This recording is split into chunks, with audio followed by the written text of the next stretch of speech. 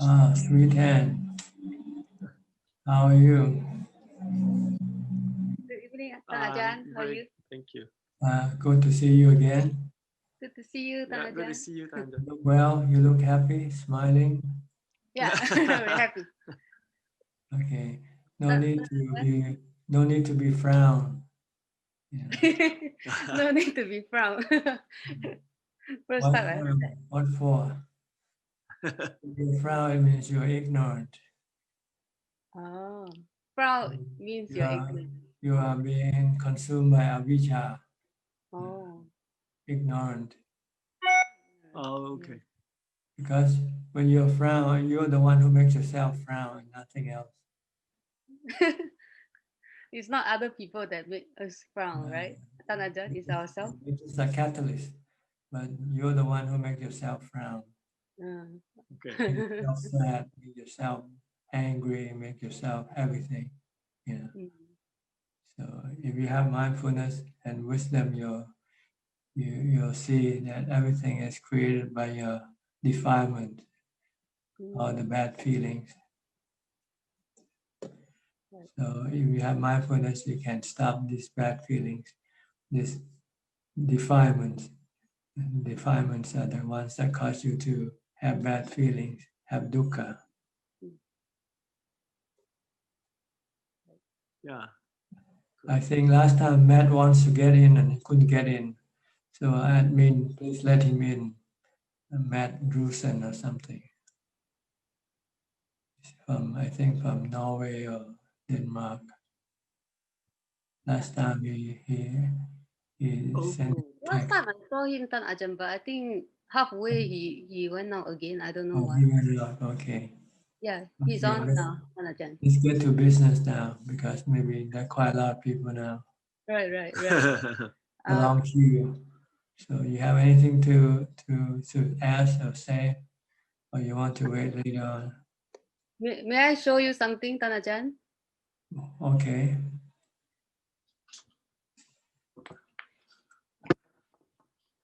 Ajahn, guess who's the author? I see. How'd you get those books? Somebody sent it to you. Yeah, an angel.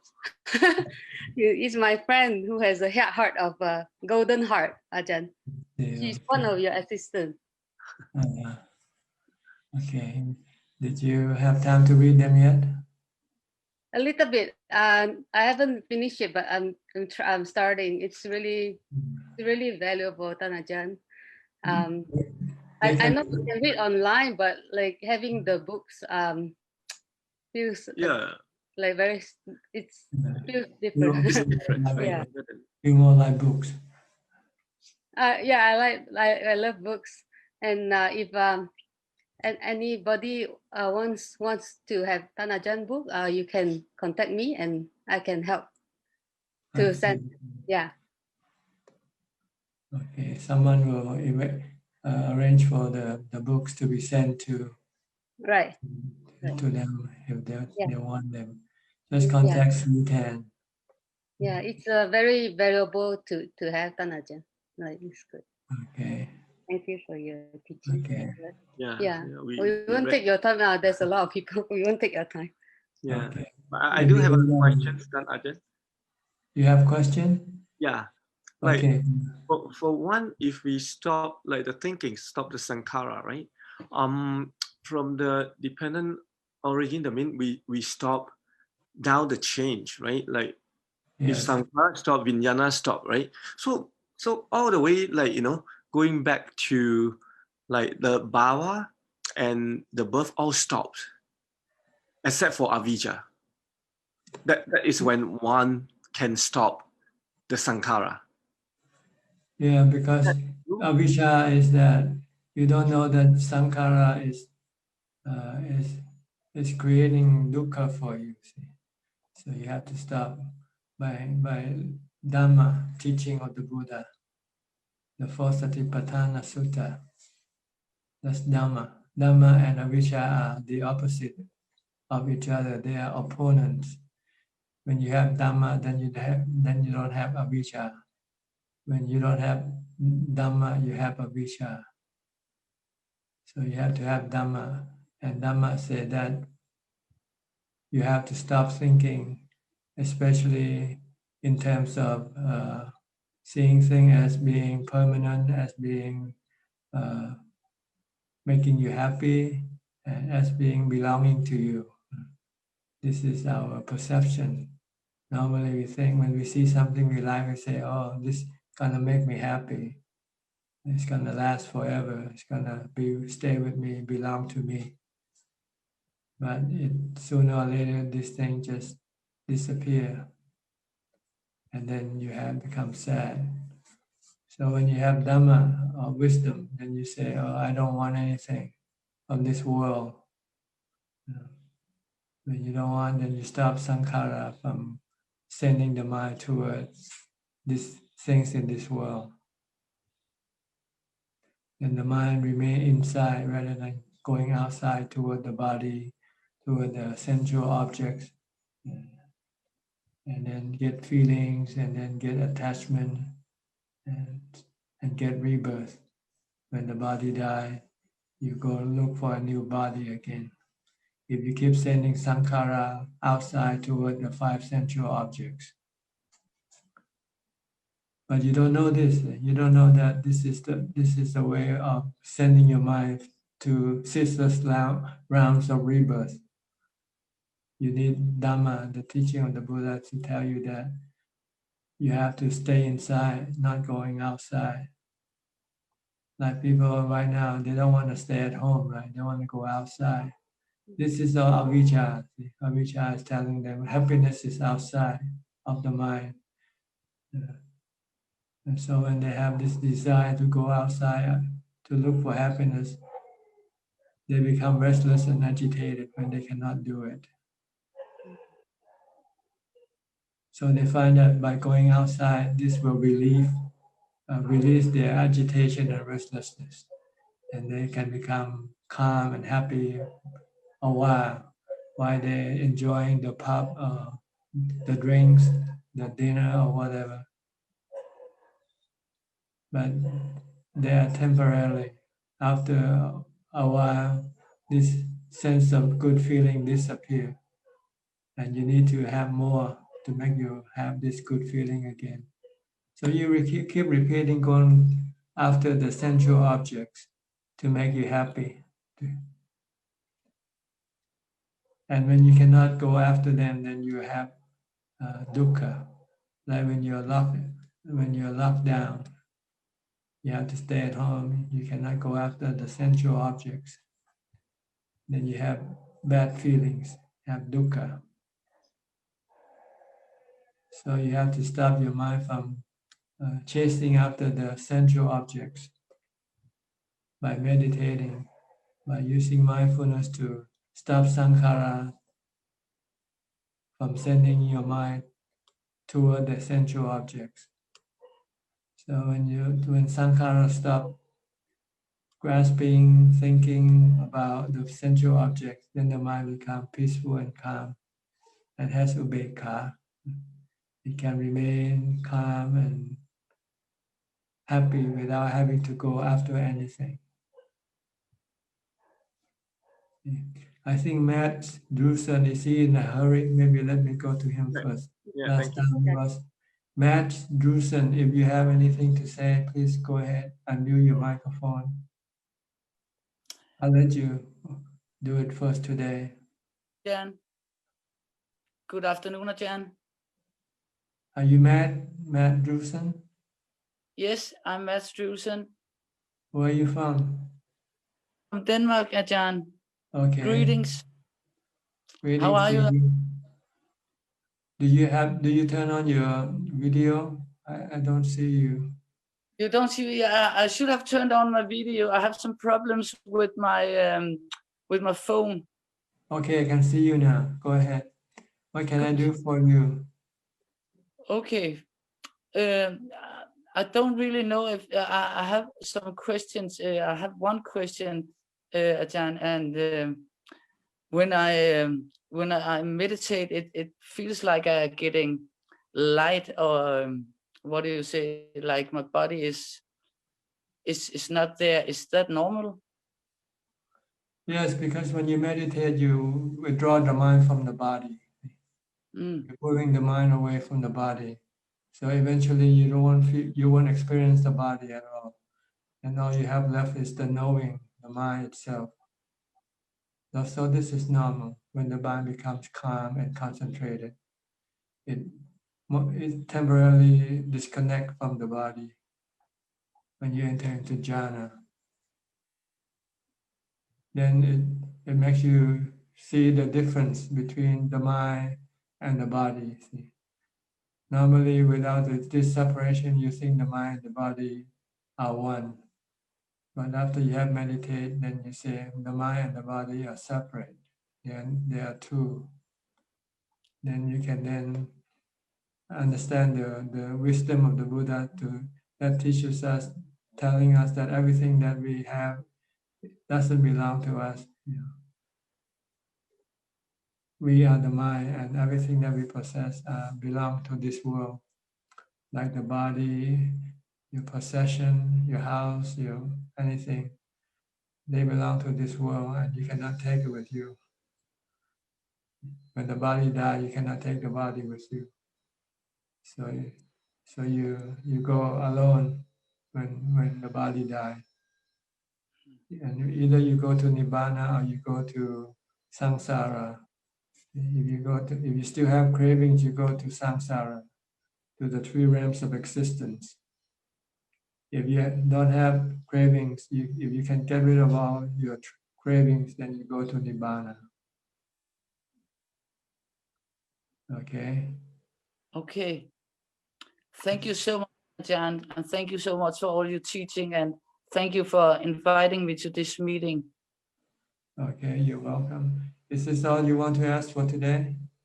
For Yes, now? yes, Okay. yes, yes. Thank you, Ajahn. All right. Thank you for coming in, and hope Thank you you. stay and listen. Continue on listening to our discussion. I will, Ajahn. All right. Let me go to Kai Falim. Hi, Kai Falim. You have any questions? Hi, Ajahn. Yes, I have two questions. Following on the last week topic we have related to past life, karma, and merits. So the first question that I have is, does past life, karma, and merits also related to the person in this lifetime? For example, the birthplace, the well-being, intelligence, the type of job the person is working, and probably the people around that he met in this lifetime. Well, I think what comes with you is your character, your like and dislike, and your mental abilities. But other things like the surrounding people you meet, this is just something that might come from your past life, might not come from your past life. Yeah. But what comes from your past life is your character, who you are now, how you think, how you feel, and how you react to things. This come with you from your past life. Okay. But people, places, then they don't come with you from your past life.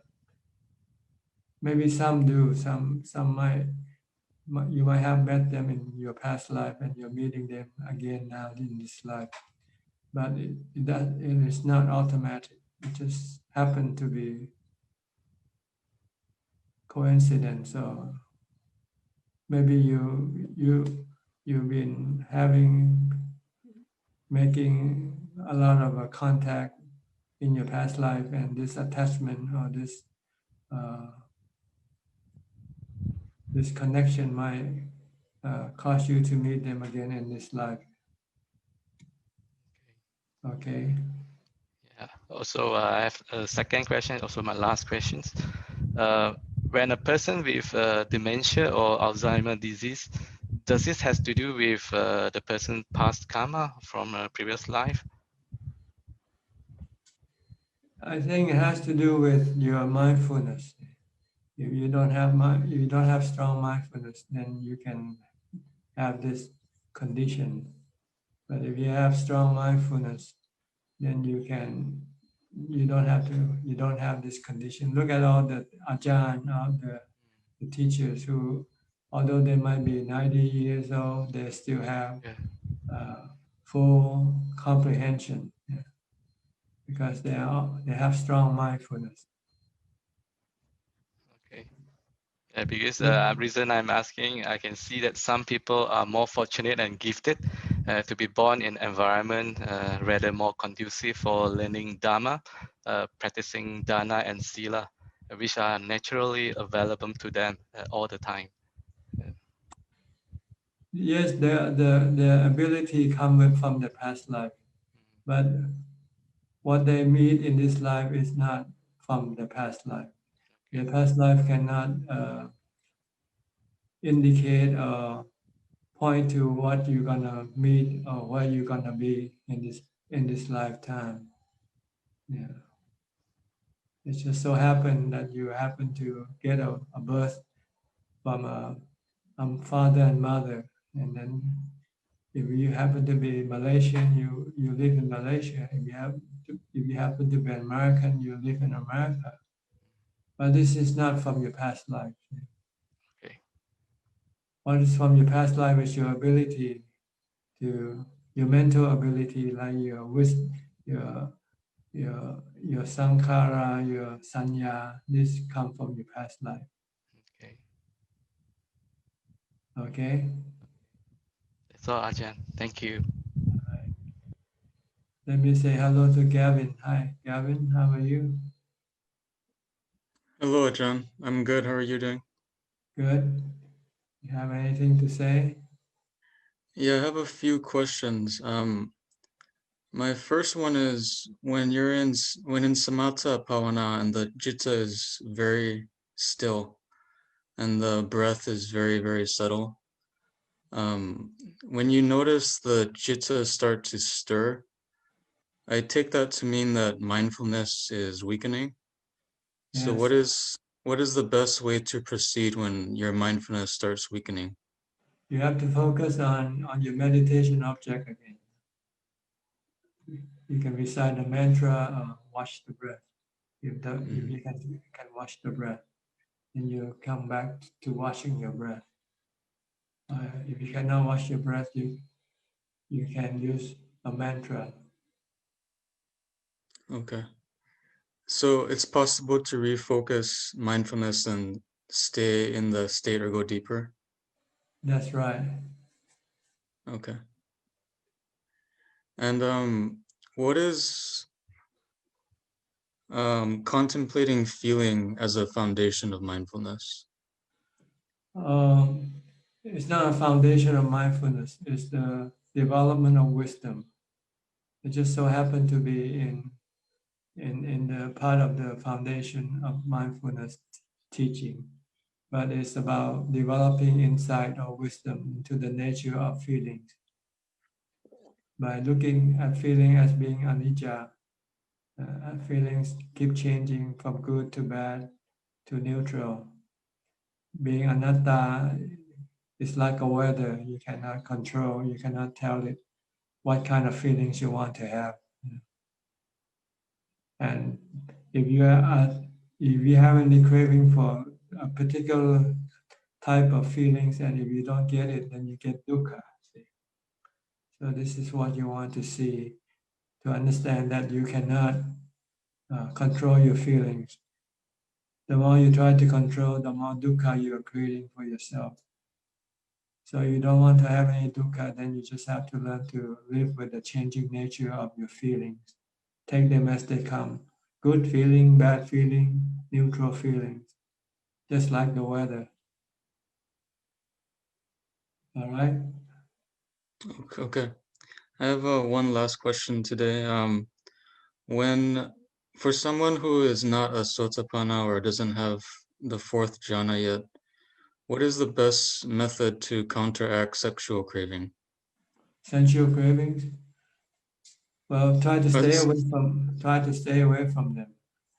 You know, this is the first one, is to physically remove yourself away from them. Like if you like drinking alcohol, try to stay away in a place where there are no alcohol for you to drink. Then secondly, you need to have mindfulness.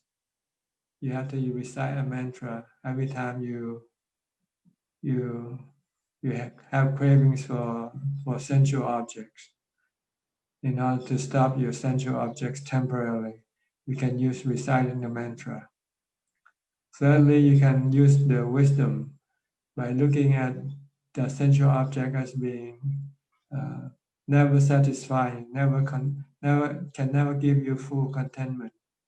They can give you a brief satisfaction, and then they leave you empty again. So this is wisdom. Okay, the three level of dealing with this sensual object, your sensual desire. First, physically try to stay away from them. Yeah. Like if you attached to smoking, then you might have to go stay in a place where there are no cigarettes. Then you cannot smoke. And then if your mind still keep craving for it, then you should use a mantra to stop the mind from craving.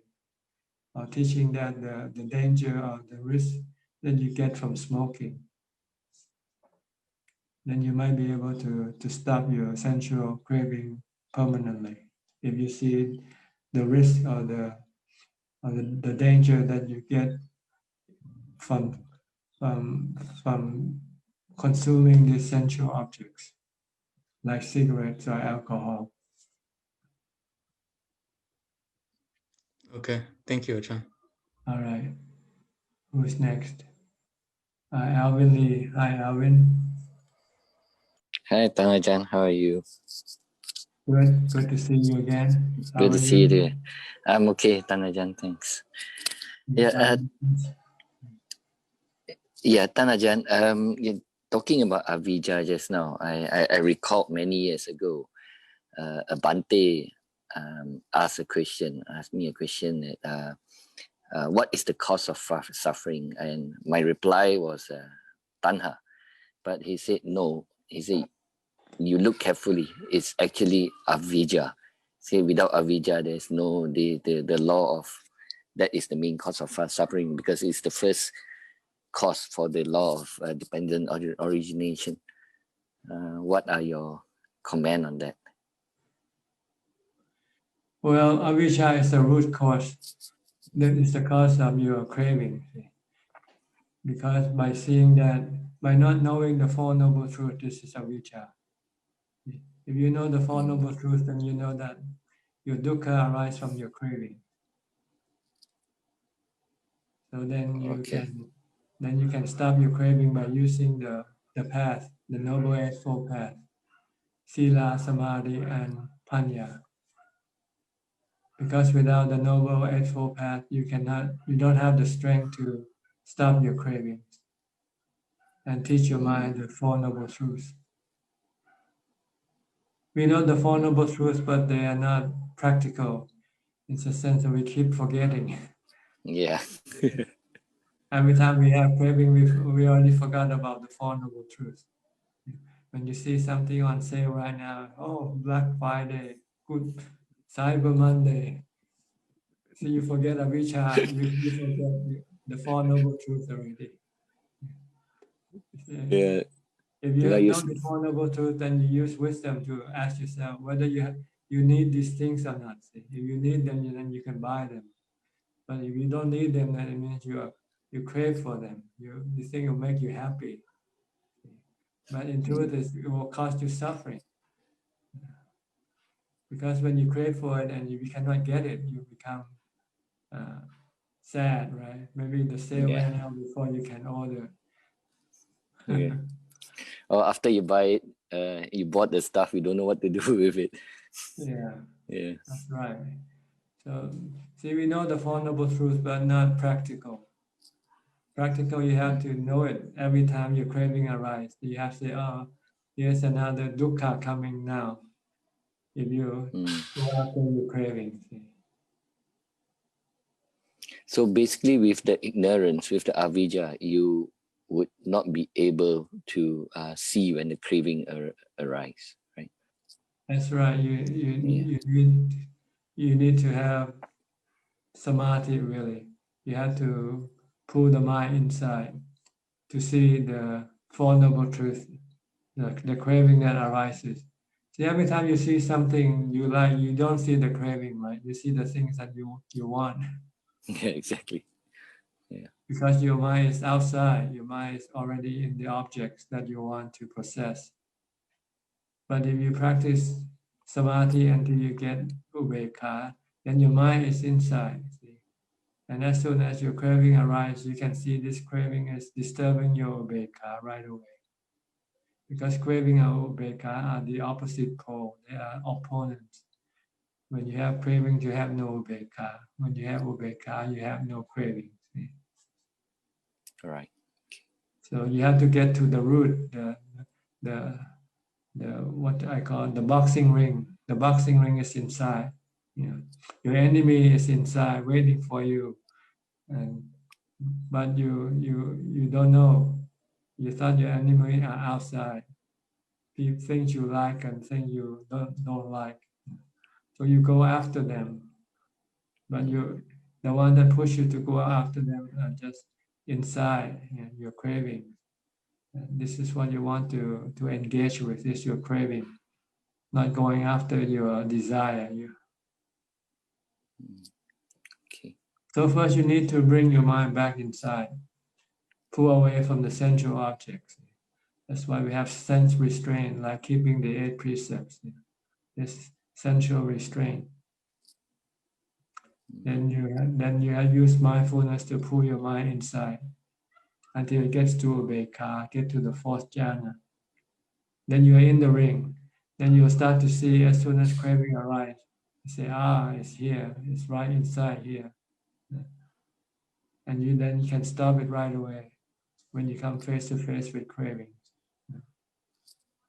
Okay. Otherwise, you will never be able to get rid of your cravings if you don't go inside, because your craving is inside. By thinking about it, it's not facing the craving here. Yeah, you just theoretical thoughts about cravings, but you don't actually see this craving that's creating this dukkha inside your mind. But once you have ubekkha, every time craving arises, you see dukkha arise at the same time.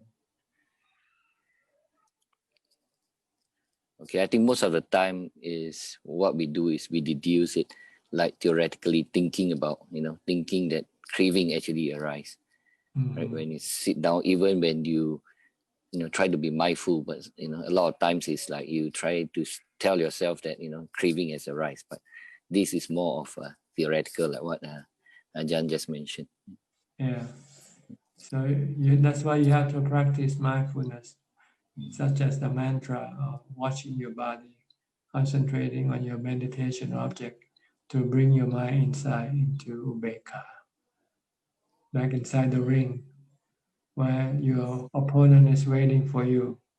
Your cravings, your avijja is inside, waiting for you to come and kill them.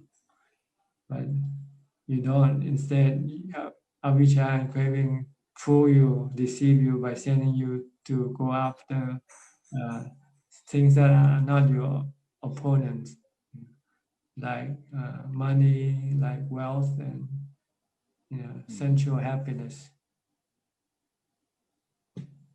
That's why you could never get rid of your dukkha, because those things they are not your enemy. No matter how much you acquire, you cannot have real happiness. It's only brief happiness, and then they can turn us into dukkha when they change or when they disappear. And they will. Everything that you have today, you wanna have to lose them one day, either when you are alive or when you are dead. Losing them, or nothing belongs to you, even your body doesn't belong to you. Yes. If you can bring your mind inside, then you can stop your cravings and stop going after all these sensual objects, all this possession, all these things in this world that people go after. Yeah. They are like illusion. They are like illusion. They are like mirages. Yeah.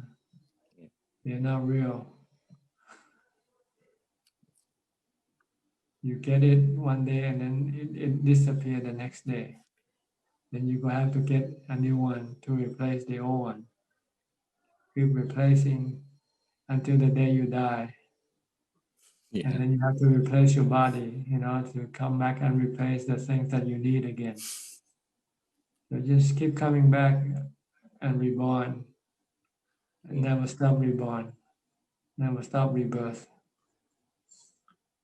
Only when you go inside and have ubekha and then have wisdom to tell you to stop going after your craving. That's when you will then be permanently calm and peaceful and happy. See, Nibbana is inside, not outside. Outside are samsara. When you go toward the sensual objects, you are going towards samsara.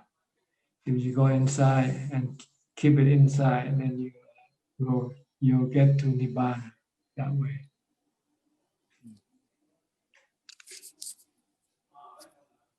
All right?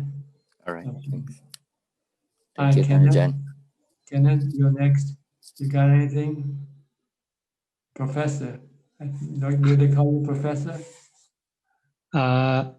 Yes. It's not something I want to advertise. You must be. I think I'm convinced you read my mind, Ajahn. No, because you told me that you teach university students. Okay. Today I'm just listening, Ajahn. I have no questions. Okay, then let me go to the next person. Shweta from Illinois, I think, or Wisconsin. I'm not sure. I'm sorry, but somewhere there. That's Illinois, Bhante. Illinois, okay. Yeah. I do not have any question today. I'm just happy to be here. Okay, nice to see you. You look happy. Nice to see you too. Okay, just keep listening then, okay? Yes. Okay, Forrest, you are next from Massachusetts. Hi, John. See you. My question is, can you explain the difference between Kanika and Upachara Samadhi? See, Kanika is a brief jhana. It's a brief fourth jhana. While Appana Samadhi is a longer duration jhana. Appana and Kanika are the same type of Samadhi, except that they are different in the duration. Kanika is briefly. Appana is longer duration. And the third Samadhi is called Upachara Samadhi. This is the one that you gain psychic power. This is the one that you can connect with the spiritual beings. This has to come after the fourth jhana. It's not the fifth jhana, but it's somewhere in between the fifth and the fourth jhana. It's a special type of samadhi, which not everybody will access to this samadhi. From what I heard, there's only about 5% of practitioners who will have ability to get into this type of samadhi. If you have this type of samadhi, then you can connect with the spiritual beings.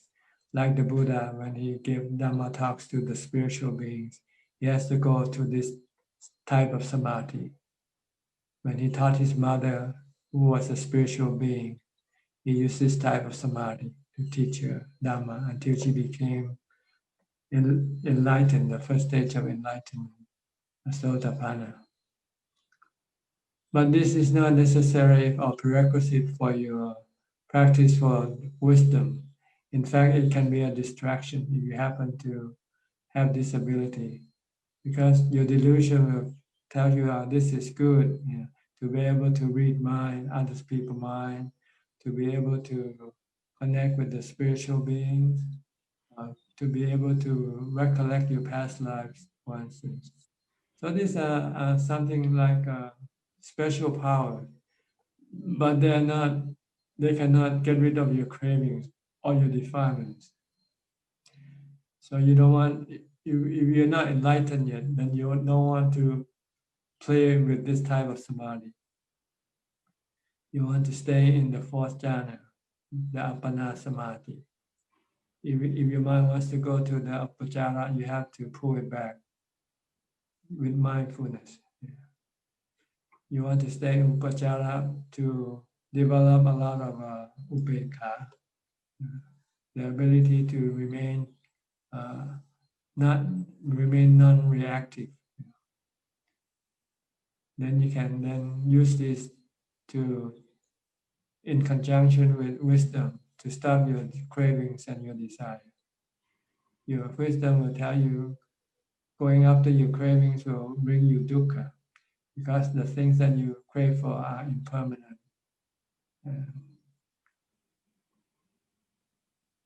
So don't worry about the third type. Just try to get to the first two types, the kanika.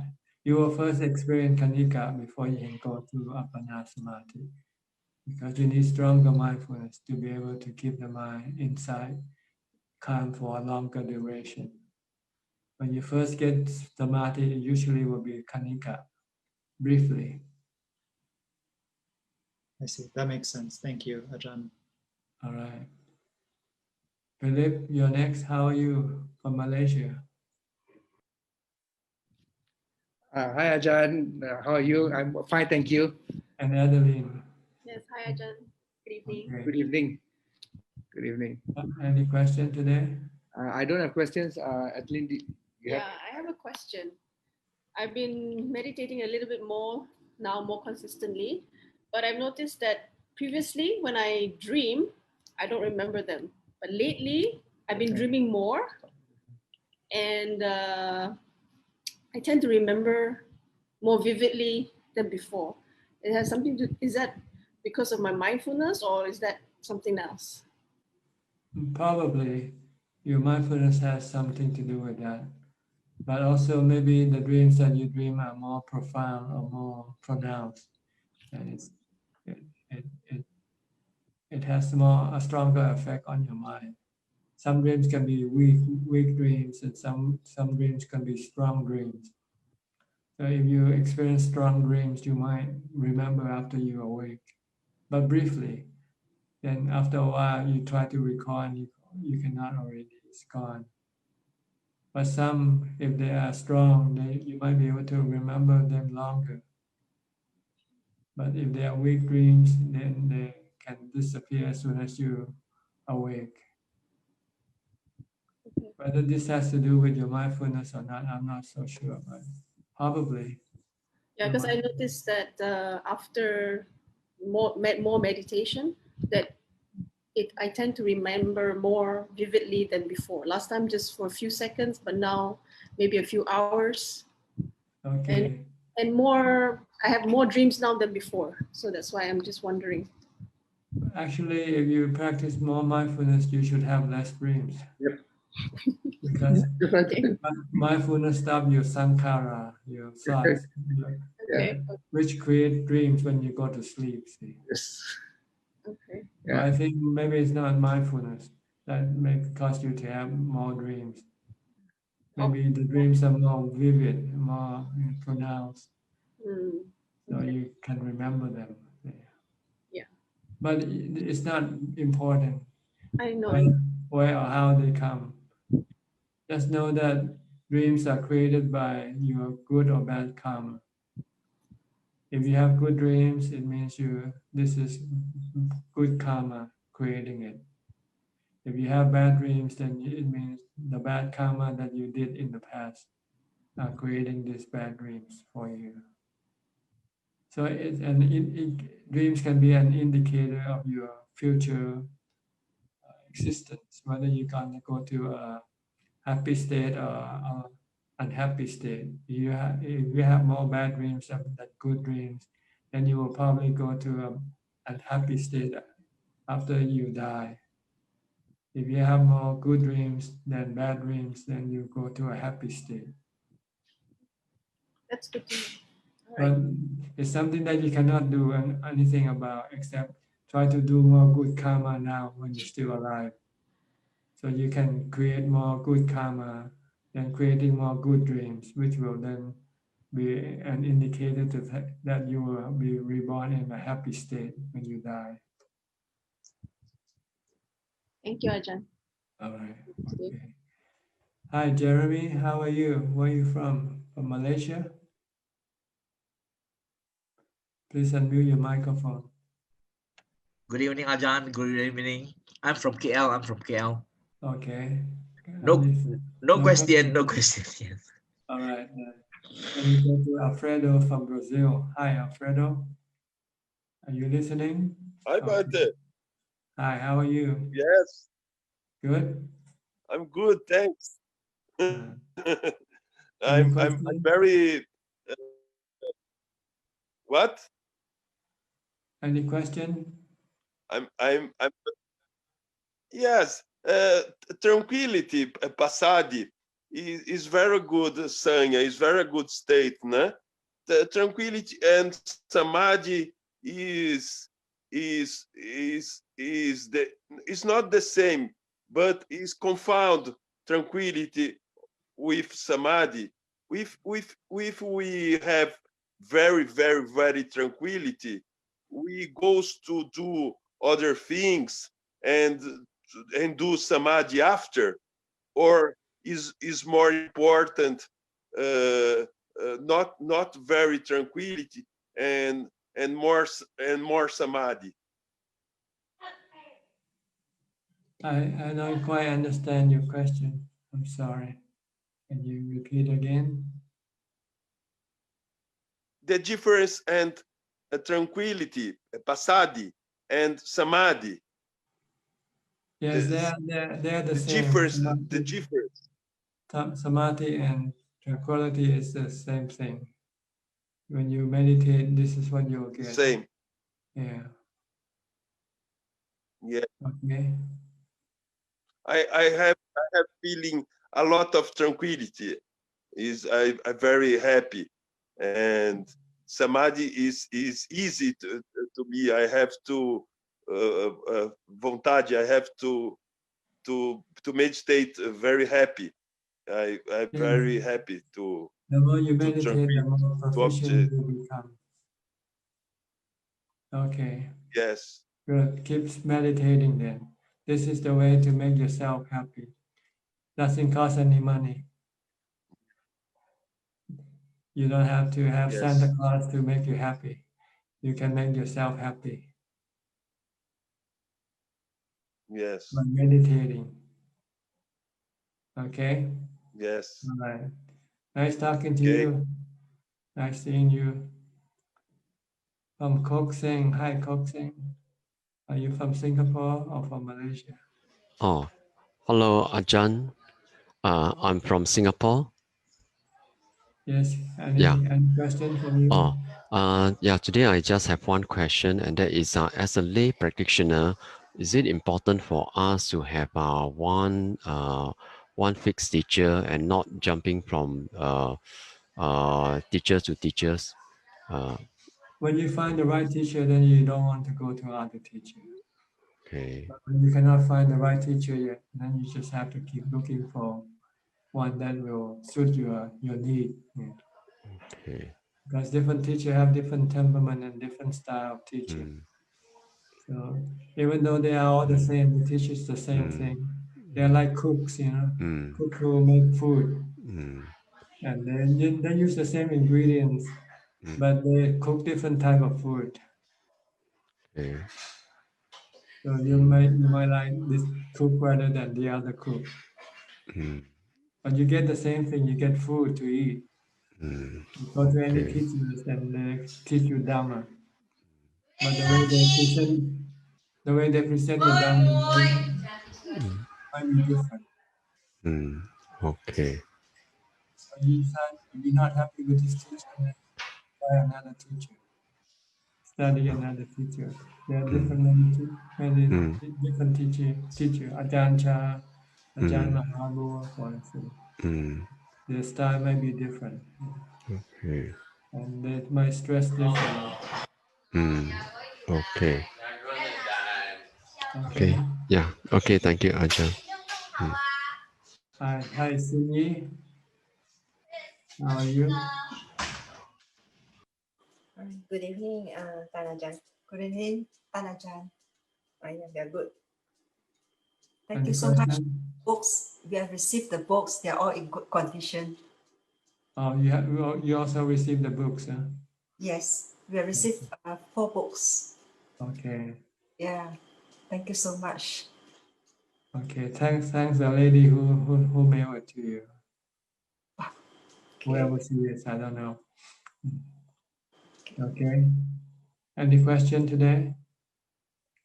Yeah, actually, when I see a lot of thoughts coming in, sometimes when I recite Buddha, I have to do it very fast in order to bring the thoughts down. If I recite just Buddha, it's not enough. I have to repeat very fast. So it is working. But then how about when emotions come, strong emotions come up? Is it the same? Same thing. Emotions are created by your thoughts. So when you stop your thoughts, when you stop thinking about the thing that caused you the emotion, then your emotion will disappear. So that means I can still use reciting Buddha in a very fast way, right? Yes. You can choose the speed that you like. It depends on the state of your mind. Sometimes you need to do it fast. Sometimes you don't need to do it fast. Okay, all right. Okay. Yeah. So I find doing it very fast, especially during when I have a lot of activities, is really keep the thoughts down. Right. Because when you do slow, you have gaps for the thought to come up. See? True. And then I feel like there's a lot of tension there. So when I repeat it very fast, then the thoughts are sort of like just back off already. That's right. This is a technique that you have to learn from your practice. Because this is not something that can be taught. You have to experience it. Which way to recite to make it effective for you. Okay. And sometimes you find that you might not need to recite so fast either. When you find your mind is becoming calmer, then you don't need to recite faster. All right. Any more questions? Yeah, that's all for today. Thank you, Okay. Let me go to Chris. Hi, Chris, from Bangsalem in Thailand. Yes, Namaskar, President Suchart. Hi, how are you? I'm very good. So my question is around rebirth. And so it's, in essence, a two-part question. First part is, what determines what we are reborn as, and can a human be reborn as, for example, as a dog? Yes, your good and bad karma will decide which type of birth you will take. If you break a lot of precepts, your next life might become a dog. If you don't break any precept, then your next life you can return as a human being. If you exist in spiritual form, you will be in the heavenly realm of existence.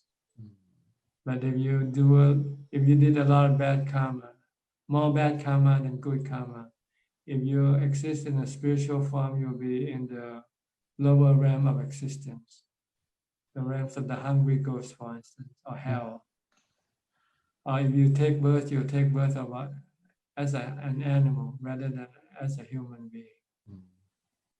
You can only take birth as a human being when your good and bad karma cancel each other, meaning your bad karma cannot pull you down to the lower realms, and your good karma cannot pull you to the higher realm. Then you'll be born as a human. This is in the middle between the high and low realm of existence. It's the realm of human being. Okay, is this your first question? or both? That's my only question. Namaskar, Prajna Suchart. All right. Nice seeing you. Good to see you as well. And we go to Joseph from Malaysia. Hi, Joseph. Hi, hello, John. How are you? Good. Good to see you. Yeah, Ajahn, I have one question with regards to prayer. What is there any place for prayer in Buddhism? Well, prayer is like chanting or reciting a mantra. See? To pull your thought away from bad thoughts, for instance, restlessness or agitation. If you keep praying, then you might be able to calm your mind down. But if you pray for asking for things, then there's no place in Buddhism. You cannot ask for things. You have to get it, do it by practice. By do good karma, then you get good things coming to you. If you do bad karma, then you get bad things coming to you. So I see that there are many people, Chinese people or people from Asia, Southeast Asia, who go to the temple to pray with chopsticks. So I would suppose that it is more a psychological thing. It's delusion. They didn't study the teaching of the Buddha. Even they are Buddhists, but they don't study the teaching, like the Mangala Sutta. The 38 ways of getting good things, the Mangala Sutta. Have you read that sutta? I have come across it, yeah, but not deeply, yeah, just glanced through it before. I think Mangala means auspicious, auspiciousness. If you want to get auspiciousness, you have to practice the 38 steps in the Mangala Sutta, like avoiding associating yourself with the fool. Try to associate yourself with the wise man. Right. So most Buddhists don't study this sutta, which is a very important sutta, because they've been taught to just pray. Yes, Chinese people, they go to the temple, they pray to Kuan Yin, you know, the Bodhisattva. Yes. So I personally I don't feel that it is something that is true for me. No, it's not. It's not true. You have to work at it to get what you want. You cannot just ask from a spiritual being. Right. Okay. Right. Anything? Another thing is, it's very interesting that you shared something about dementia, that amongst the monks, the Ajahns in Thailand, there are very few, or if not, there are no cases of dementia. Can you share a little bit more about it? Because they have strong mindfulness. They have strong mindfulness. They can control their perception of their memory. They can retain good memory. And they're always mindful, they're always ever present, alert. See, they're always alert. They never go into a drowsy state. I think for dementia people, their mind becomes drowsy and hazy, and they forget everything. Right. They don't have mindfulness to bring the mind to become alert. Maybe because of the body condition, and might be a contributing factor. Because when you're weak and you cannot do anything, then your mind becomes kind of lazy to do anything, because you cannot do anything. But with a person who practices meditation, he can always use his mind. He uses his mind all the time. So his mind is always alert. Ever young, forever young. If you want to be forever young, meditate. And your mind you will be forever young. Even though your body may be 90-year-old, but you still feel like an 18-year-old teenager. Yeah.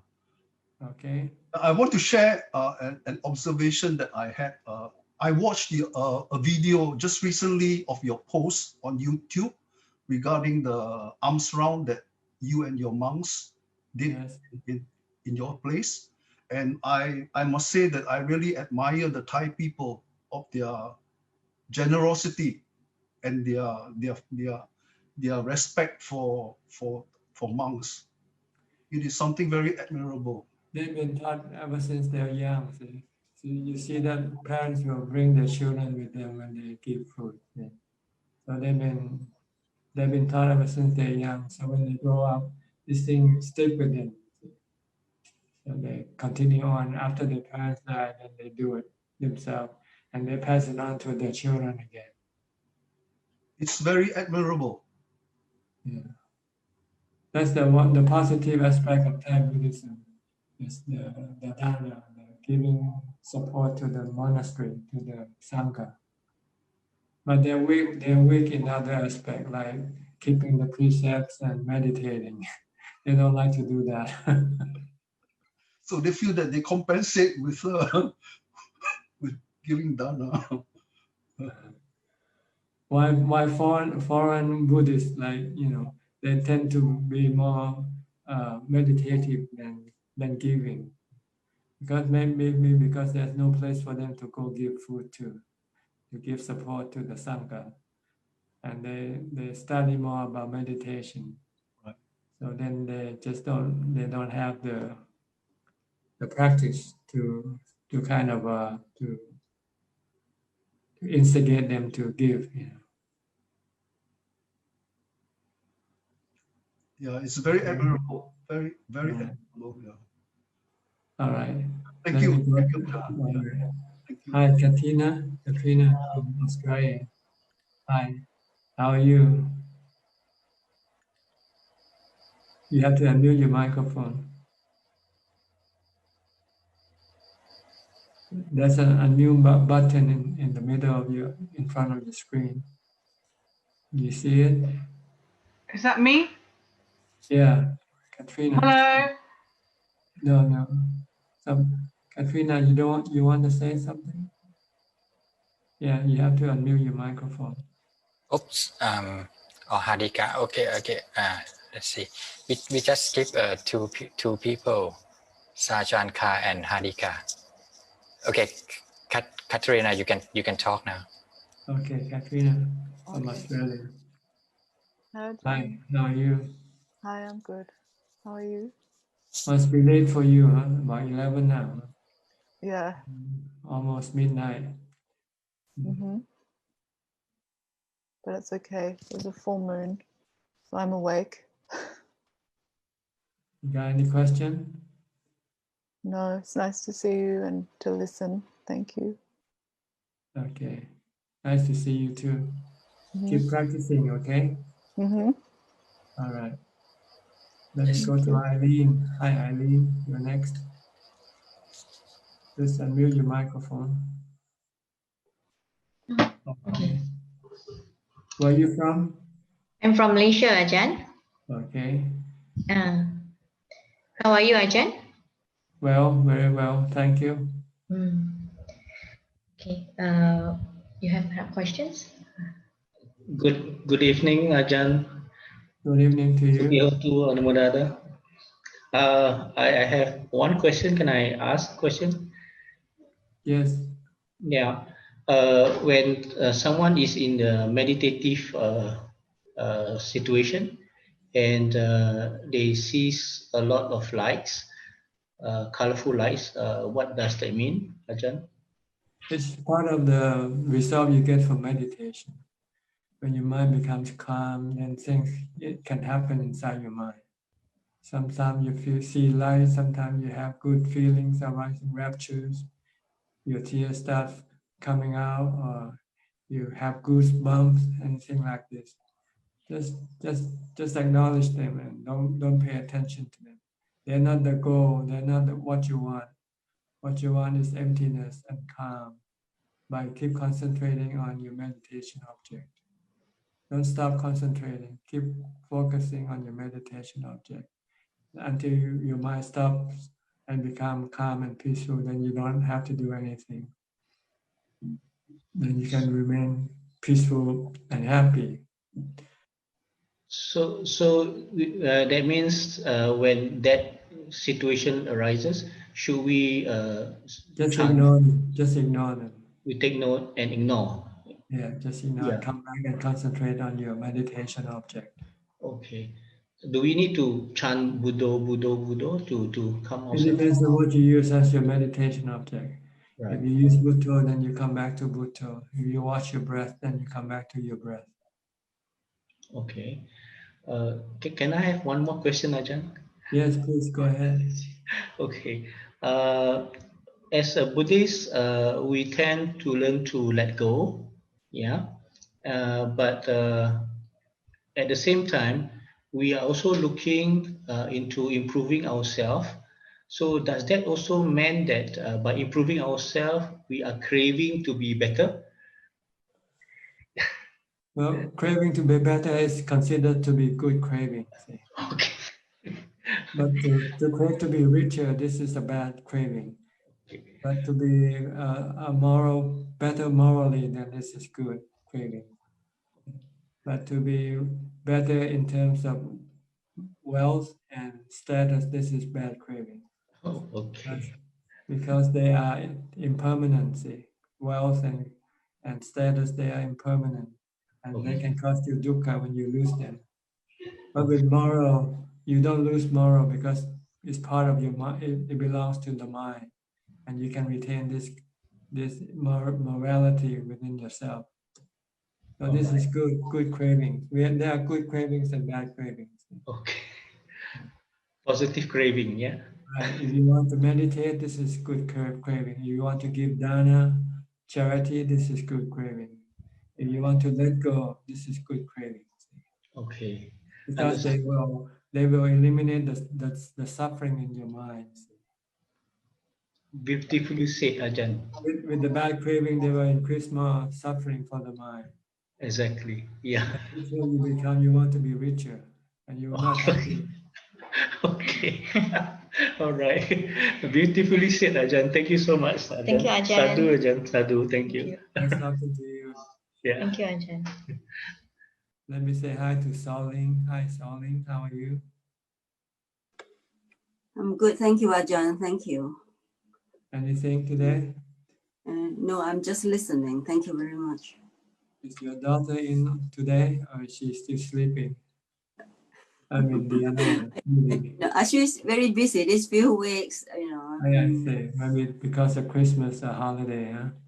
No. She doesn't do those things. But she's working on a project writing, and she's got a deadline. She'll catch up. Okay. All It's right. always some excuse anyway. But she said she'll catch up to listen to the recording later on when she has other times. Okay. Thank you. Nice seeing you both. And you. Okay. I think it's Lim Kim Heng now. Your turn. Hi, Lim.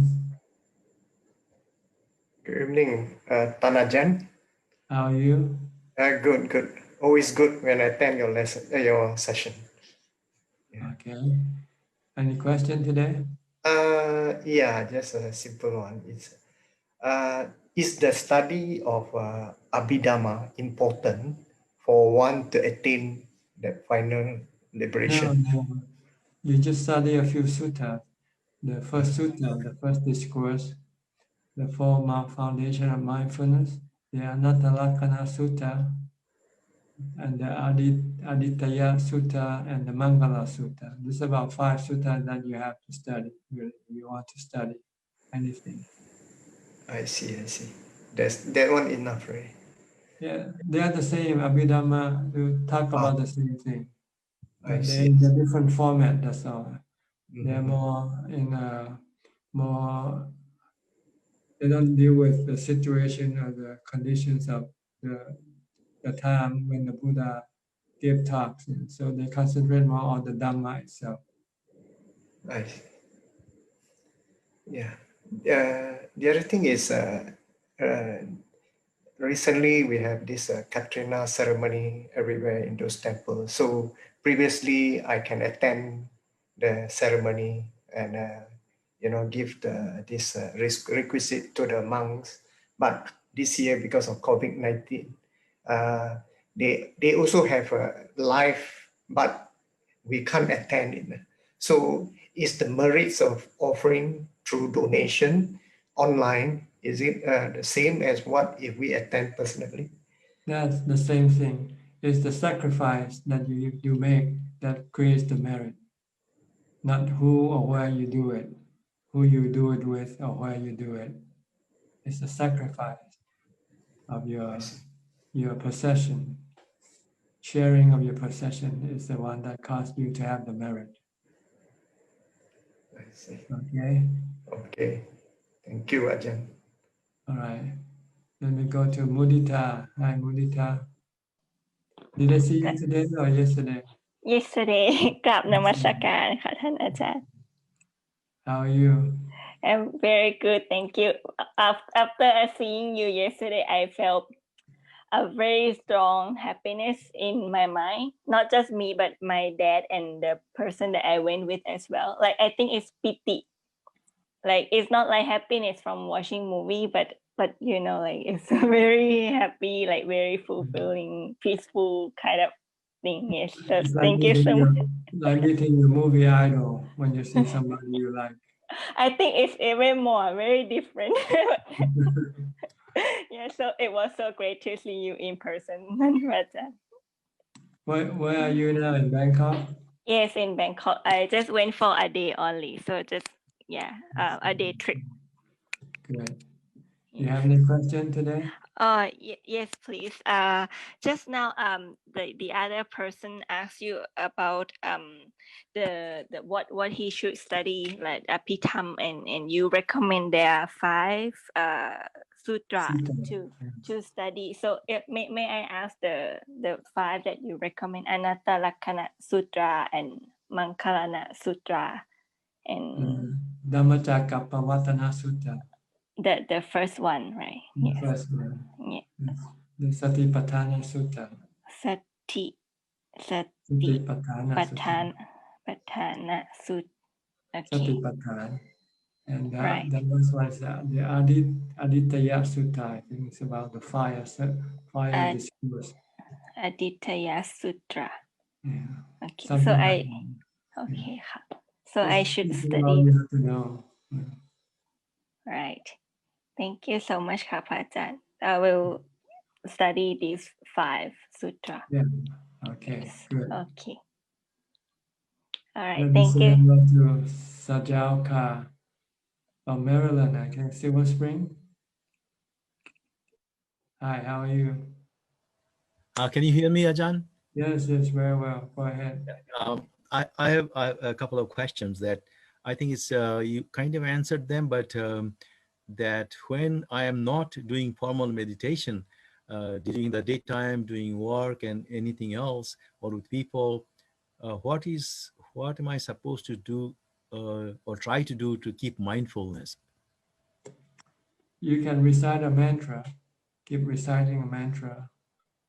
Bhutto, Bhutto, with whatever you do. When you don't have to think, stop your thinking by reciting the mantra instead. And what about when I'm with people? When you're with people, then concentrate on you dealing with them, listening to them, concentrate on listening to them, and concentrate on you talking to them. Focus on you listening and talking. Don't let your mind go think about something else. Sometimes you're listening and your mind start to wander away and think about something, and you didn't understand what the person was talking to you, and you might give the wrong answer. So focus on whatever you do. If you're talking, focus on your talking. If you're listening, focus on your listening. And you can have mindfulness that way. So that is actually totally being present in the moment. I mean, yeah, in the moment. Don't let your mind go to the past or the future. Okay. And when you meditate, your mind can become calm easily. Then you can focus on your breath when you meditate. Because like when I sit or when I walk, whatever that I gather is kind of immediately wasted when I'm with people. And if I cannot keep mindful, then whatever that I gathered is now suddenly just gone. That's what I'm actually talking about. Yeah, keep bringing your mind back into the present. Keep it stay in the present. Don't let it go into the past and the future. Thank you, Ajahn. One more question that you were talking about karma, but the chitta is the one that kind of it carries through. So the karma, does my karma go with my chitta as I move on or something, or what happens there? Can you repeat your last phrase again? The chitta. The chitta is the one. The chitta is the one that which continues, right, after death. Chitta. Yes. The chitta Yes. doesn't die Now with the the body. right. Now the karma, my karma, does it go with me with the chitta? That's right. It's the one that pull your chitta toward a certain direction. Your good karma will pull your mind into the good states of existence. Your bad karma will pull your mind toward the bad state of existence, spiritually and also physically, when you take a human birth, eventually. That's why we have different type of people, good people, bad people. That's because they did good or bad karma. And they will continue on doing that when they are reborn as a human being again. If they used to do bad karma, they will continue on doing bad karma. If they used to do good karma, they will continue on doing good karma. That's why you have a mixture of people in this world. Some good people, some bad people, some neutral people, and have good and half bad, which I think are most of us. Most of us are about half good and half bad.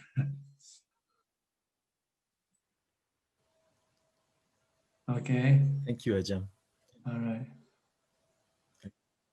I think, well, Belinda, you have to turn on your, okay, Belinda.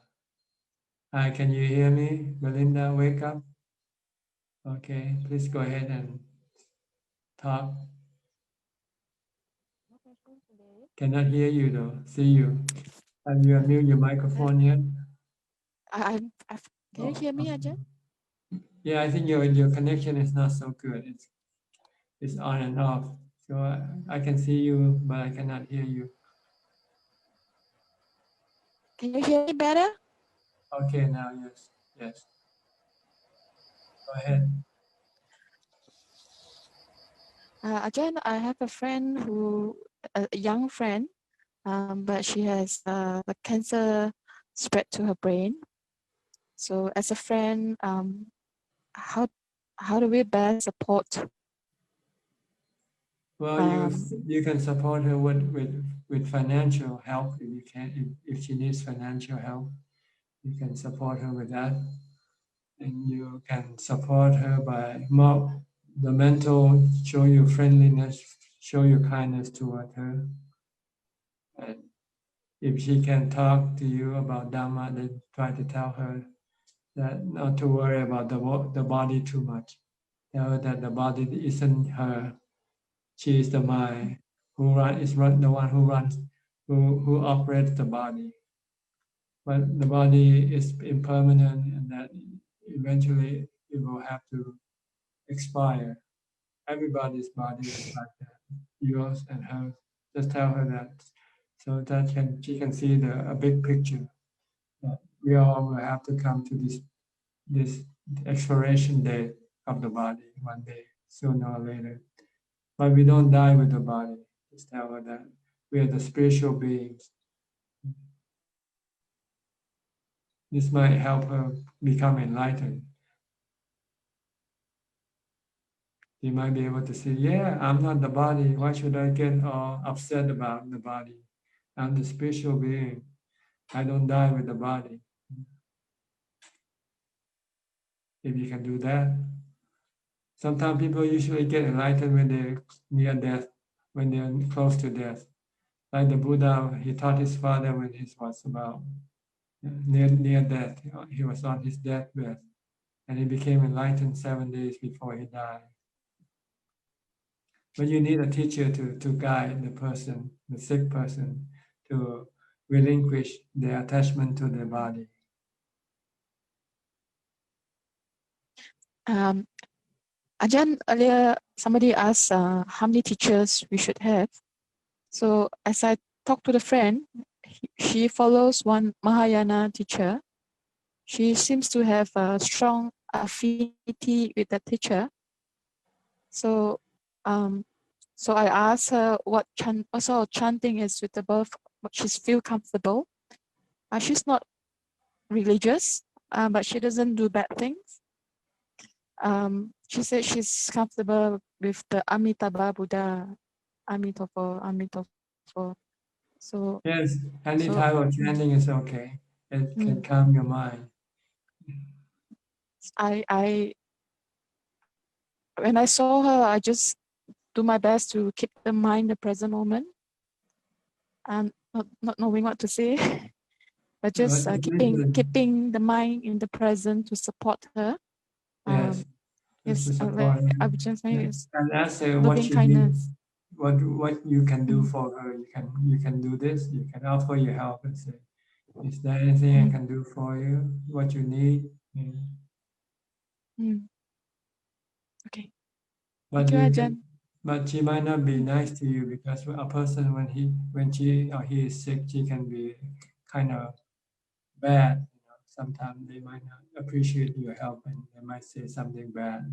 Yes, that's why You should not get angry at them. So you have to understand their situation. I didn't say much because I'm afraid I say the wrong thing. Yeah. Okay. So I just If keep. you don't know what to say, then it's better not to say. It's better not to say anything. Just show your kindness. Show that you care.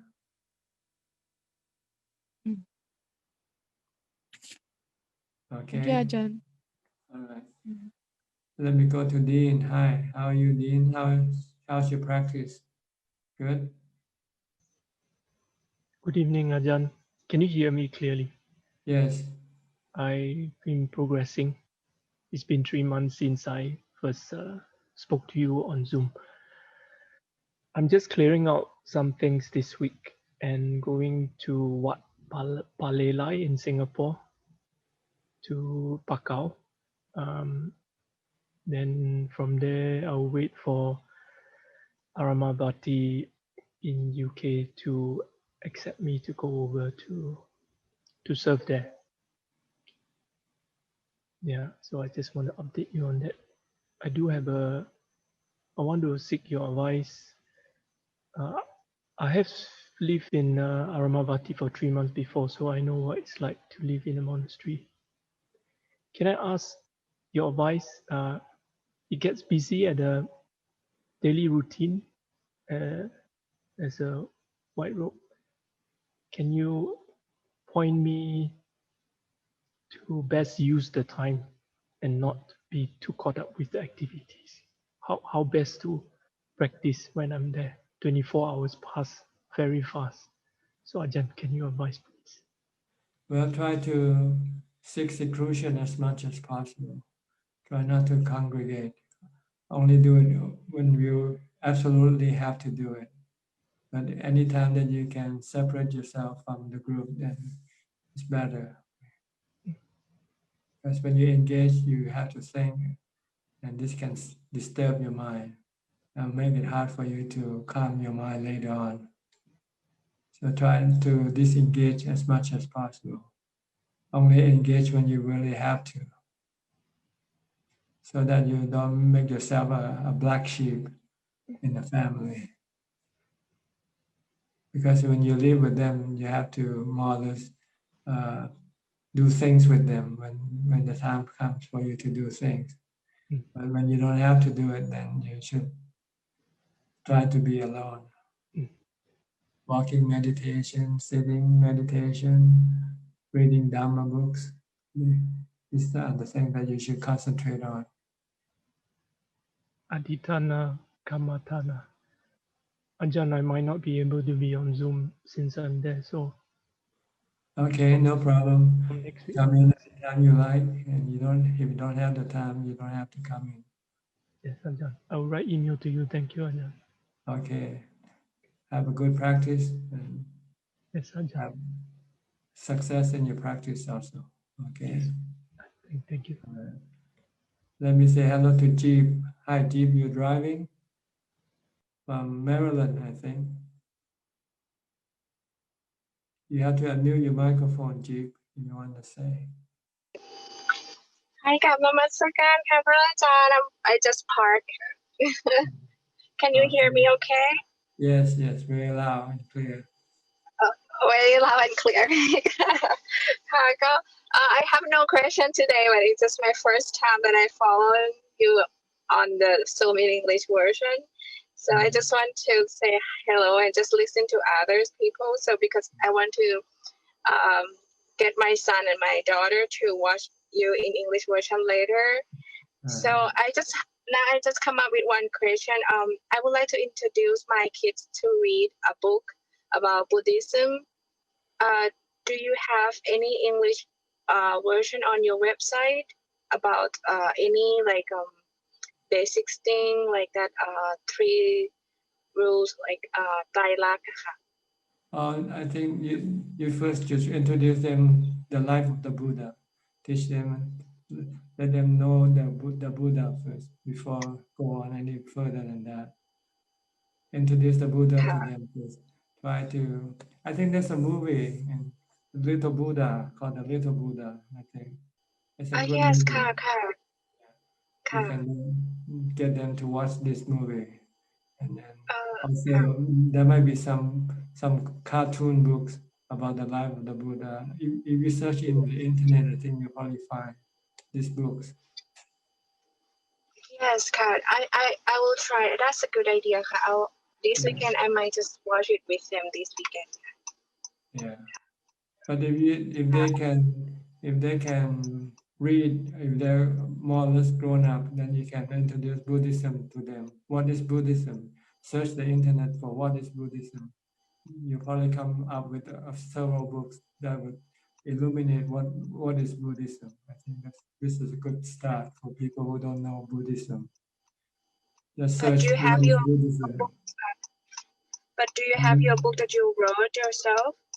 Yeah, my books are more for advanced practitioners, not for beginners. So if they don't know anything about Buddhism at all, just search for what is Buddhism, what is Theravada Buddhism.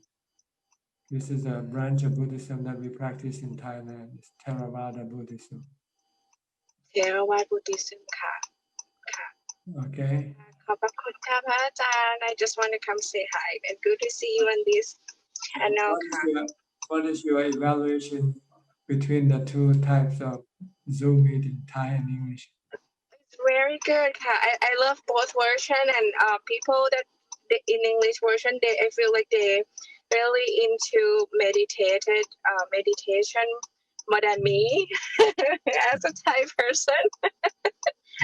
Because I got caught up with so many laziness and tiredness, and when I listen to them in English, I feel like, oh my God, they live far away from you, and they're not born in Thailand, but they're really into it, and I really admiring how hard like they really try, and it made me like want to do more and more.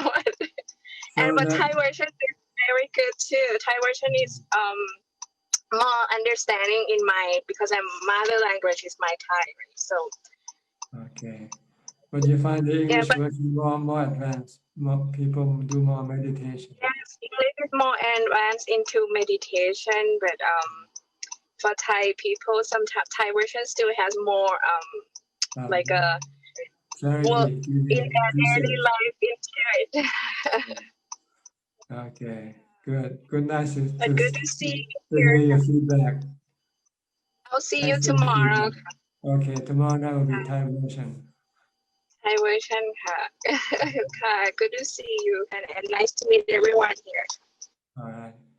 Hi, let me say hello to Yannasangwararam from Lebanon. Can you hear me? Unmute your microphone. Okay. Hello, Bante. How are you? You look good today. What happened? You don't Oh, look really? kind of, yeah.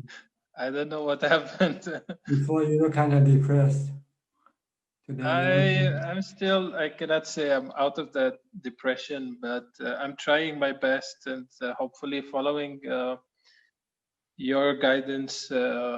Yes, sometimes it's like swimming, sometimes you're drowning, sometimes you can breathe on top of the water. So, but thank you for making that observation. yeah. Because You look from like a me, different person. Today sorry. you look like a different person today. Oh, really? That much? Wow! Thank you very much. That means a lot to me, actually, because I live alone and I don't get much opportunities for outside, how to say, input. So most of the time, I think I am depressed, but for people to make observation that I'm actually getting better, that actually helps me. So thank you for that. You got any question? I'm just want to say that I'm still struggling with establishing serious practice, and I think my family problems are still getting in the way, and the fact that I'm back here, it's still disturbing my practice. I think I told you that on many occasions. Like how can you advise me? How can I be here and at the same time separate whatever problems happening in my family? Like even though I don't live with them, it still disturb my mind and even sometimes disturb my practice while I'm practicing. So how to kind of like create this inner space where those things don't disturb anymore? You need a lot of mindfulness to get your mind to ubekkha. That's why you will not be disturbed by anything. So I think what you need to do is recite a lot of mantra. Try to be diligent by reciting your mantra. And don't let your mind think unless you have to think. And try to meditate as much as possible. Then you can get your mind to that inner sanctum where it can become calm and not reacting to anything. Otherwise, you will keep reacting if you keep your mind outside.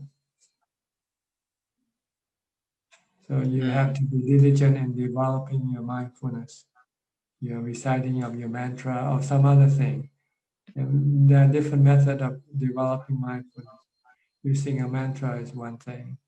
You can recite the 32 parts, or you can concentrate on what you do. This will generate mindfulness, and then you can use when you meditate to bring your mind inside.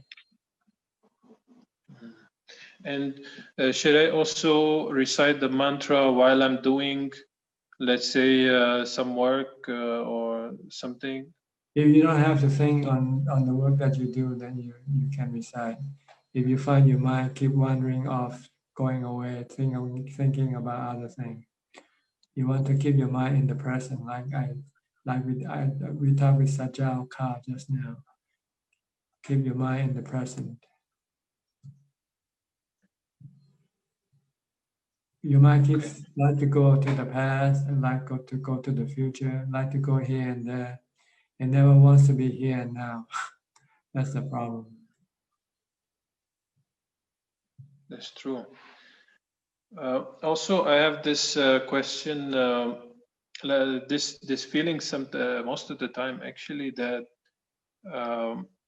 whatever time I'm spending outside of the robe, as you know, I was in the robes before. I feel like whatever I'm doing now is like a waste of my time and a waste of my life, even though like I try to actively practice. Is that a sign that, because for me, I feel like I'm almost destined to become a monk, because I feel like that all the time. I feel like whatever I'm wasting my life, I want to be a monk. I want to make full use of my human life, something like that, this deep seated feeling all the time, feeling like, is that kind of like, you know, destined for me, or is it like maybe I'm trying to run away from something, run away from my problems, or how can I assess that in a healthy way? It just means that you are caught in between two worlds. You want to become a monk, but you still cannot resist the lure of the world that you live in. Exactly. So you caught in between. So in order to if you're swimming, you're about halfway in the stream, in the middle of the river. And you don't, That's the worst part to be, because that's where the the river is the strongest. So yeah, the waves are playing with me, I think. So if you want to achieve your ambition as becoming a monk, you just have to try to develop more Dhamma, like Sila, Dana, and meditation and stuff. This will then propel you closer toward your goal of becoming a monk.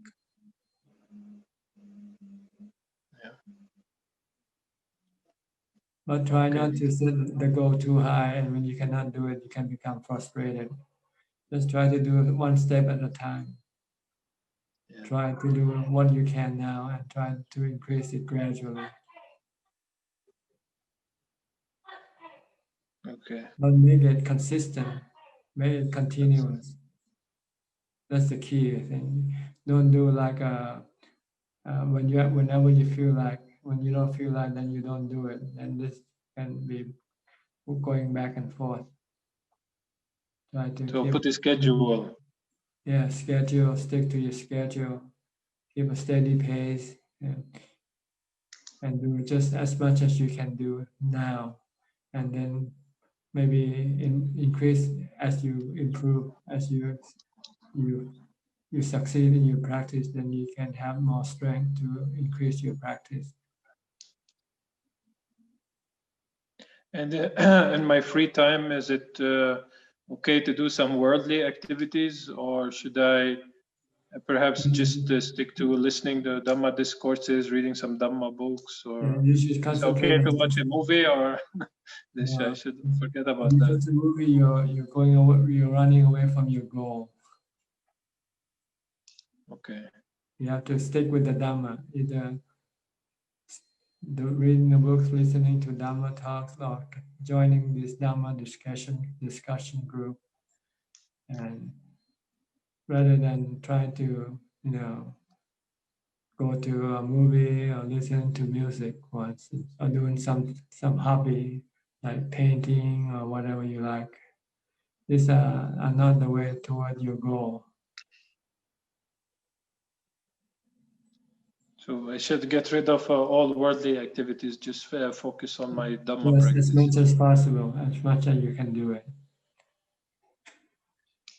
That's the thing. What happens with me is when I do that, I become like very obsessed. And when I focus on my Dhamma practice, and then I become like, I go to the other extreme. And so it's kind of hard to balance. It's like I want to take things step by step, but I end up going from one extreme to another. I have this kind of thing. Yeah, you just have to try to moderate it by using mindfulness.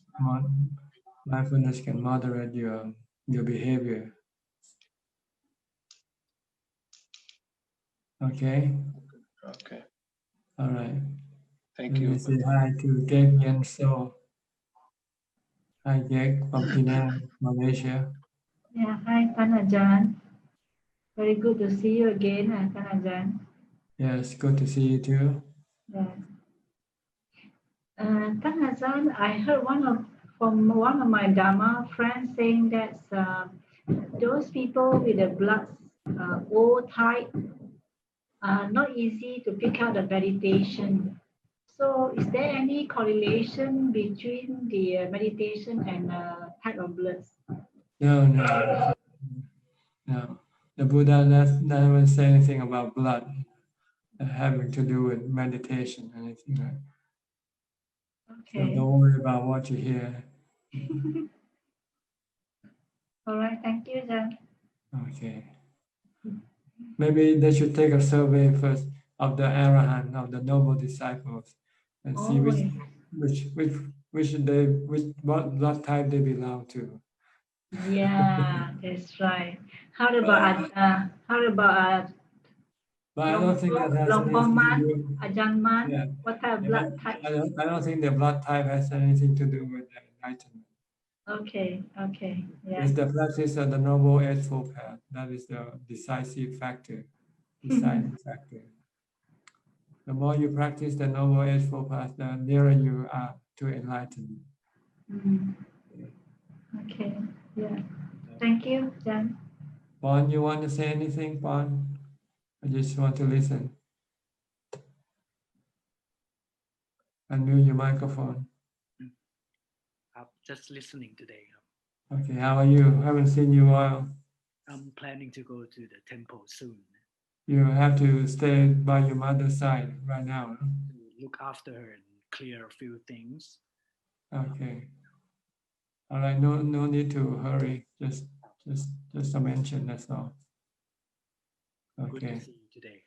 Yeah, good to see you. Missed you too. Okay, I think it's Kuyen Dong. Your turn. Kuyen, how are you? Oh, well, hello, Ajahn. If you talk about Dhamma, then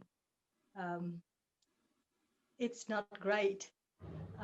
Last week you told me when I was asking about the pain after the meditation session, and you told me to do either 32 parts or rising, falling. And in the evening, when I was meditating, no, sorry, when I was chanting, and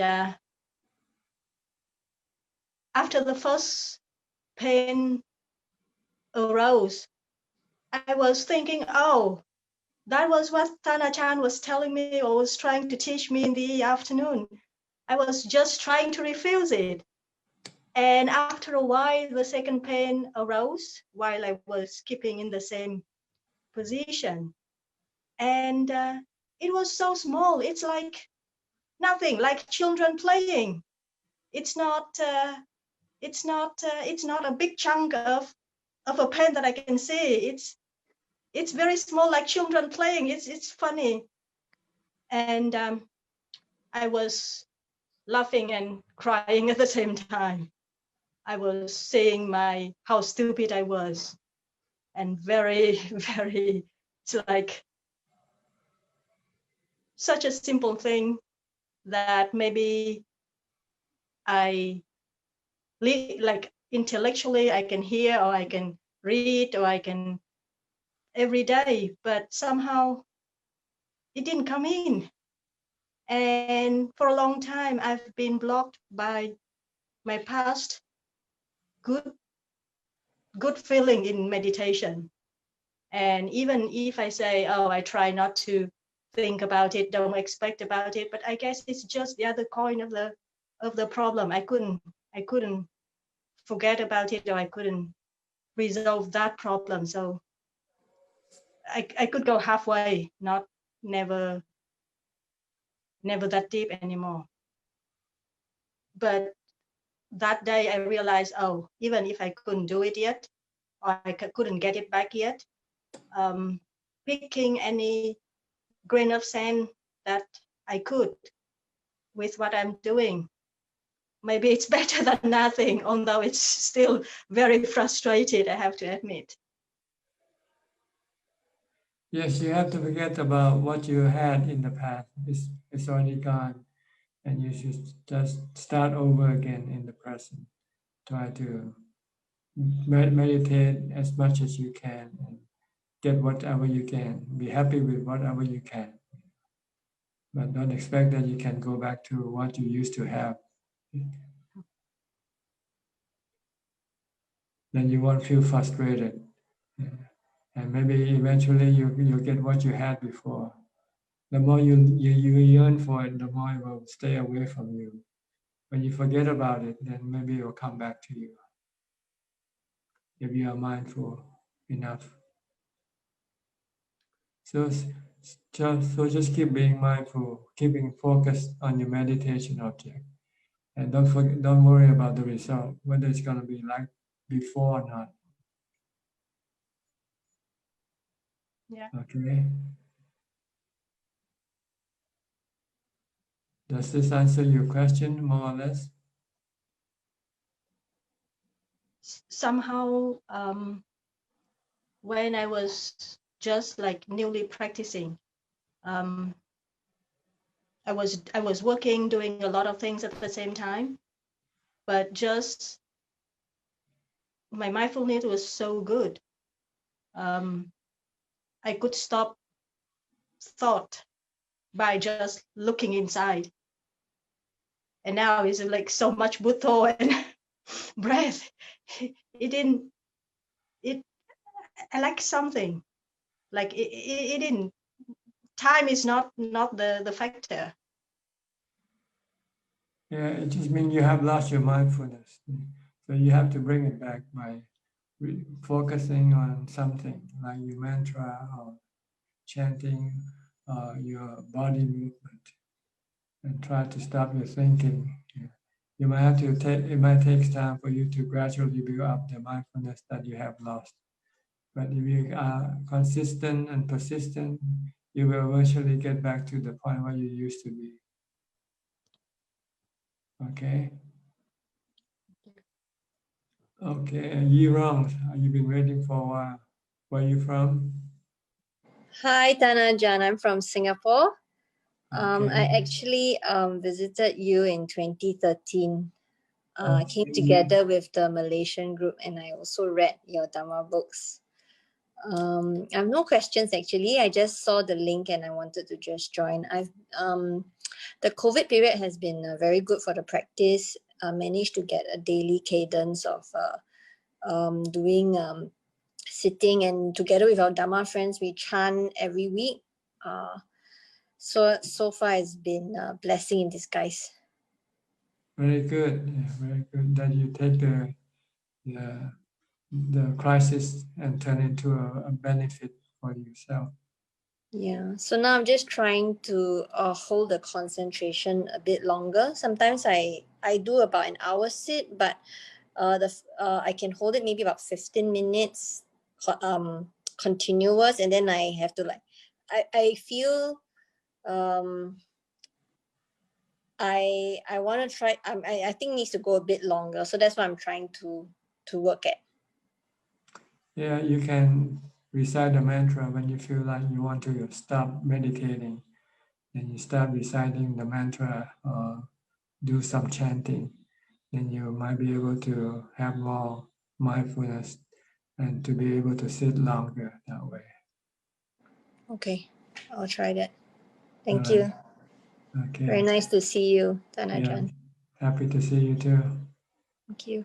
Okay, let me say hello to ST Fong. Hi, you're also from Singapore or Malaysia? Hi. Ajahn, good to see you. Yeah, I'm from Singapore. Okay, anything today? Yeah, good. I'm doing okay. No questions at the moment. If I have any questions, I will ask you later. Thank you. Okay, fine. Let me go to the next person. โยมจากเยอรมัน you want to ask any question? You have to speak English.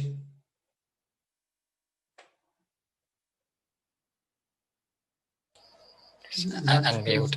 Unmute your microphone first. You have to unmute your microphone. Where I could, yes, now, okay. Okay, can hear you now. Namaskaran ka. Where I just, well, actually, I don't have any question, but I just want to share the experience today at work. I think it's a good thing after practicing meditation. So it was an explosion in the lab today. So usually I was a very frightening type. So, but today I still so calm after I heard the explosion. Everybody just screaming and rushed to the exit. And where, my conscience just told me not forgetting your winter jacket and scarf and gloves, because outside it's -3 degrees centigrade. So I was very surprising. I stay so calm. Usually mindfulness. You have mindfulness. Yes, I think it is a good thing of practicing doing meditation. So this is the first time I really experienced myself being so cool, because in such situation I never can stay so calm. From my experience. This is the result of your mindfulness and ubeka. The more you practice, the more ubeka and mindfulness you will have, and you will not react emotionally.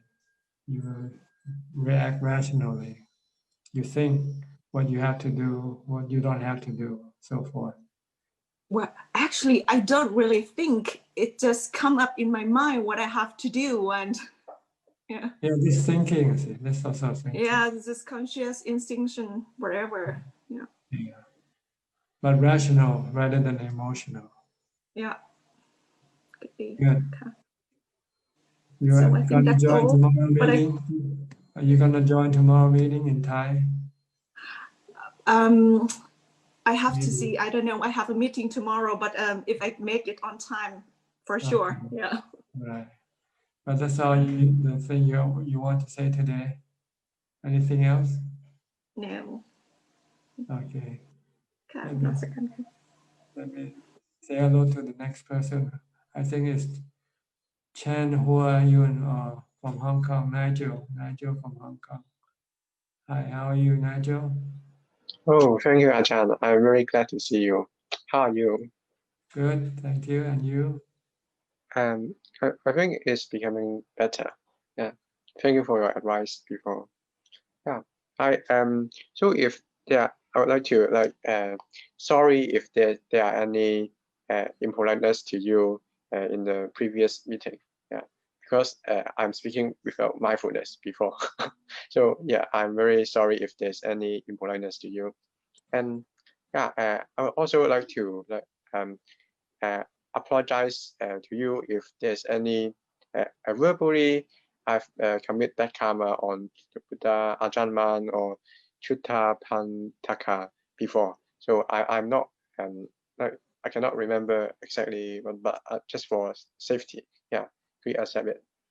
Okay, noted. Anything? Any question today? Yes, I have a bit question to ask. Just now you have mentioned about staying alert can prevent some sort of dementia problem, right? Yes. So actually, for the previous meeting, I've missed a very important part of my life. Is that I'm now 20 years old, and actually in starting from 12-year-old, I'm not living mindfully. So just after going to school, I just revising, and then I will just stay on the bed and daydreaming. And I think there's being not mindful is one of the cause for being my state now. Yeah, aside from the bad karma I accumulated in the past life. So I'm wondering if starting from now on, if I start alerting with mindfulness, can I twist and gain back the intelligence I had before? But yeah, I'm a bit worried.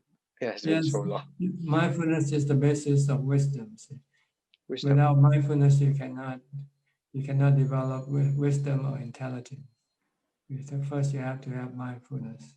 Let me share you some experience. So in medical school, there are some very top students, and I think they are very alert of everything. They just they have strong mindfulness. I think that's one of their mind's focused. Yes, very focused. They are very focused, and so they can extract many details from the surrounding. Thank you for that. And the next question I want to ask is that like I have mentioned you before that when I start being mindful, my brain will become like a bit painful. So do you think that by balancing the benefits or disadvantages, do you think a little bit painful is worth it for mindfulness? Yes, when you're painful, you have to be more mindful in order to be able to cope with your pain. I mean the pain of the brain. Do I, like if it is painful when I'm doing mindfulness, do I need to still be being mindful of it in order to improve? Well, I'm not sure why you have pain when you develop mindfulness. Maybe it's your defilement reacting to the development of mindfulness. So if it's defilement, then you should just ignore the pain. Just keep developing mindfulness. And when your mindfulness becomes strong enough, when your mind becomes calm, then the pain will disappear. I'd like to ask, for example, if I'm being mindful, so actually, is there a need to like stretch a bit for the brain? What? Do I need to stretch a bit? My brain, do I need to stretch it a bit? From if I am mindful of other things. No, it's better not to scratch. It's just to leave the pain alone. I mean, do I need to use brain like to like stretch the brain in order to have gain mindfulness, or just a very relaxed and mindfulness? No, you want to have mindfulness. You keep reciting a mantra, reciting Bhutto, Bhutto, Bhutto. Or just awareing of it, right? But like I mean like if I am not stretching my brain, then my condition will be like with moha, with scattered mind. So do I need to like stretch the brain, be a little tense with the brain in order to gain mindfulness? No, not really. You should keep reciting the mantra to get mindfulness. Don't do anything physical. Do mental. Do mental. Okay. But will okay. Recite the Bhutto. You can do some chanting, or you can recite the 32 parts of the body. This will bring up your mindfulness. But okay. So just now you have mentioned that the wisdom is accumulated from the past life, right? So will it be possible that in this life it disappear and decrease from this life? Yes, if you don't keep maintaining it, it can disappear. Oh. It's like any knowledge. Sometimes if you don't use it often, then this knowledge will disappear. And sometimes I don't know whether it's an excuse. Sometimes when I want to like keep up with one thing, and then it's testing my persistence, right? So sometimes I don't know whether it's an excuse. Like my memory is not good enough now, so I will keep forgetting that goal. So and is that a matter of the memory, or is only an excuse? Well, I don't know. I don't know whether it's excuse or not. You have to find out yourself. And I'm also very confused about like in some Buddhism, in some sort of Buddhism, they say that there are many bodhisattva and there are many they said something very differently from the Theravada Buddhism. So what do you think about them? It's just a different school. So different school have different theory. The Mahayana have their own theory, and the Theravada have their own theory. So You just choose the one that suit you. Okay, I mean, there are some Buddhism, some very different kind of Buddhism, like originating from very common in China, those places, and they promote that they have doctrine about there's a Buddha having some speaking, and there are many bodhisattva around them. So do you think those scripts are true or not? Many bodhisattva. Well, there are many bodhisattva, but they're not Buddha yet. They're just like you and me, who are striving to become enlightened. So you can become if you want to become enlightened, you can be considered to be a bodhisattva yourself. Yeah, I know, But but you have to do. but like they some doctrine they say that there are like many bodhisattva with powerful abilities, and like they describe some their abilities for so long, and some even describe that a bodhisattva can like Arahant will rebirth and rebirth until they become Buddha. Is that true? Like those kind of Buddhist doctrine. Well, if you haven't yet become enlightened, fully enlightened, you will still have to have rebirth. How about if Arahant? When you become an Arahant, then you no longer will take any rebirth. Oh, Okay. Okay. Thank you very much. All right. Somebody raises their hand. Pukit Pagari. I'm not sure how to pronounce it. It's Pagari, Ajahn. Pagari. Yeah. Hi. Hello, Ajahn. India. I am from India. Yeah. So, Ajahn, there is one question that I had for 1 year ago. So it keep on hitting my head whenever I go and practice.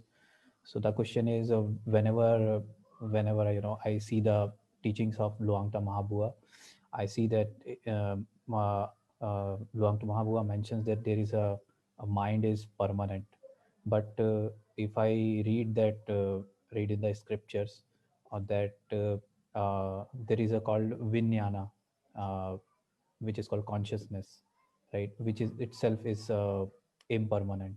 So, and mind is a group of these four khandas. So, so, so this is what my understanding is. And if you say that the mind is permanent, so I'm not able to understand what thing you are saying it as permanent. Well, see, the mind is a knowing element. This is permanent. The knowing element doesn't break down or doesn't disappear. It is always the knowing element. And inside the knowing element, there are the four nama khandas. There are Vijnana, Sankhara, Vedana. These are impermanent in the sense that they keep changing. Impermanent can be changed. It doesn't mean it has to disappear. Okay. Keep changing is considered impermanent. Anicca. See? Okay.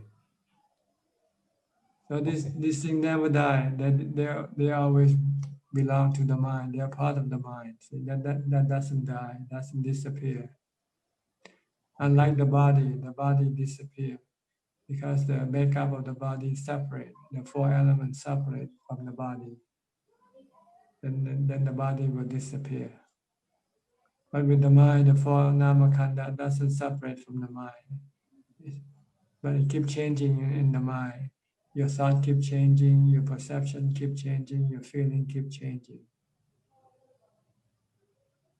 Okay? Okay. All right. I have one more question, Ajahn. Can you speak louder also, please? Okay. I have one more question, Ajahn. So question is about Asubha practice. So I heard that when I read in the scriptures that when Buddha was teaching foulness meditation to his disciples, so many of them started committing suicides. And somewhere I read that if you practice asubha meditation in while working, so you get suicidal tendencies.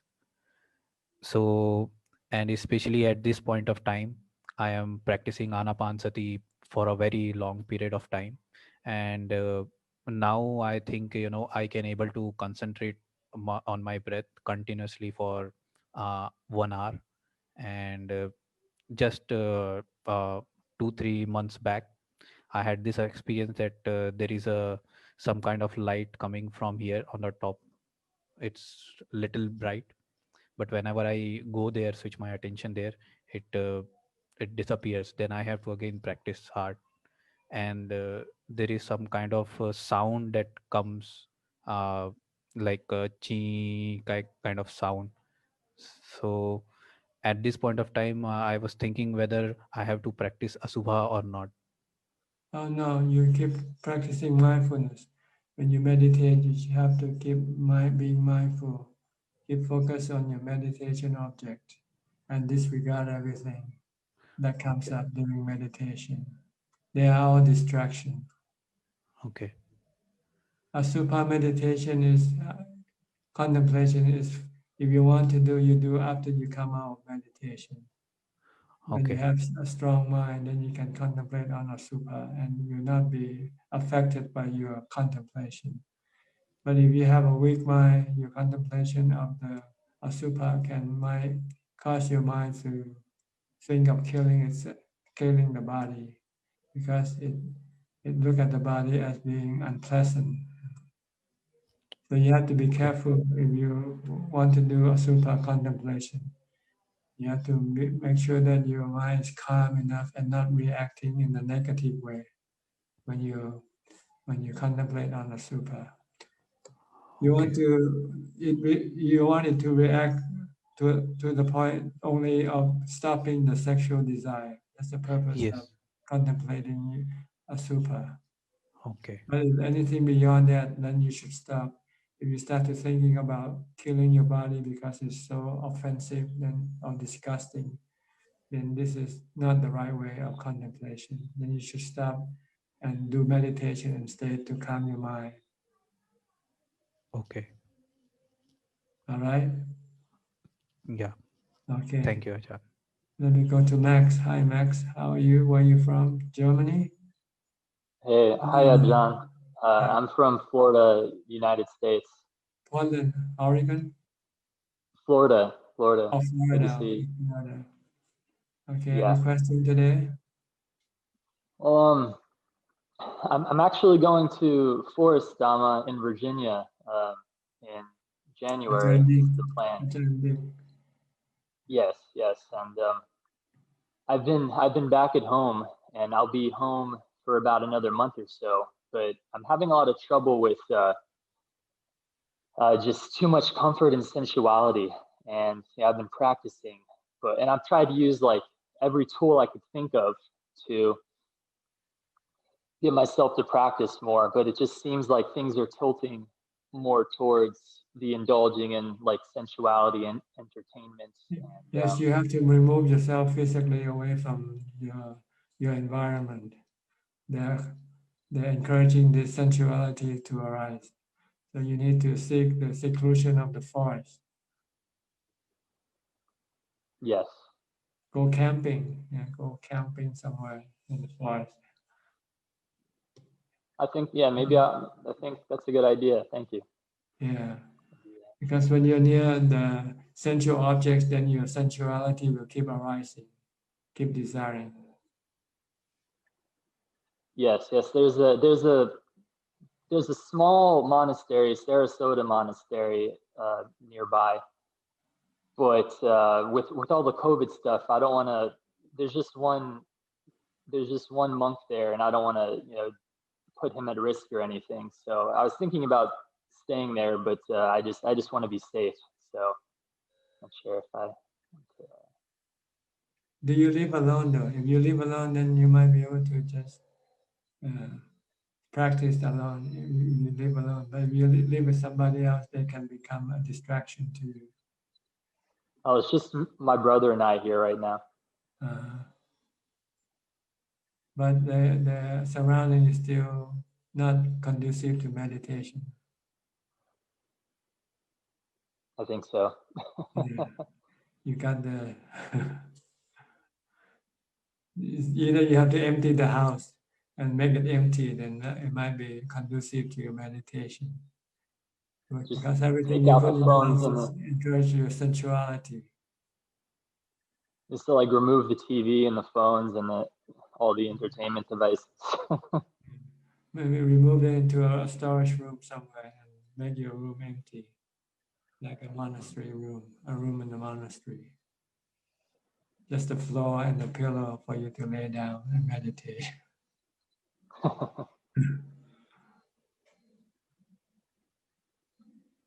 Okay. Thank you. Any more questions from you?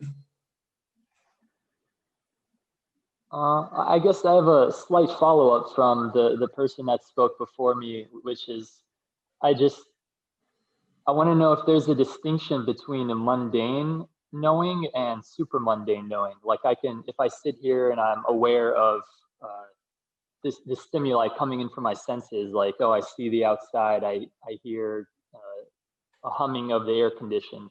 Would that be more like just a mundane knowing as opposed to something that goes beyond? Well, supramundane knowing means you're not reacting to what you see or hear. If you're still reacting, then that's mundane. You still react with like or dislike, then that is considered to be mundane. But if you don't react with like or dislike, you just merely know, then that's supramundane. Okay. Thank you. So try not to react. Just try to be aware of what you see or what you hear. Just merely know and don't react to what you see or what you hear with like or dislike. Okay.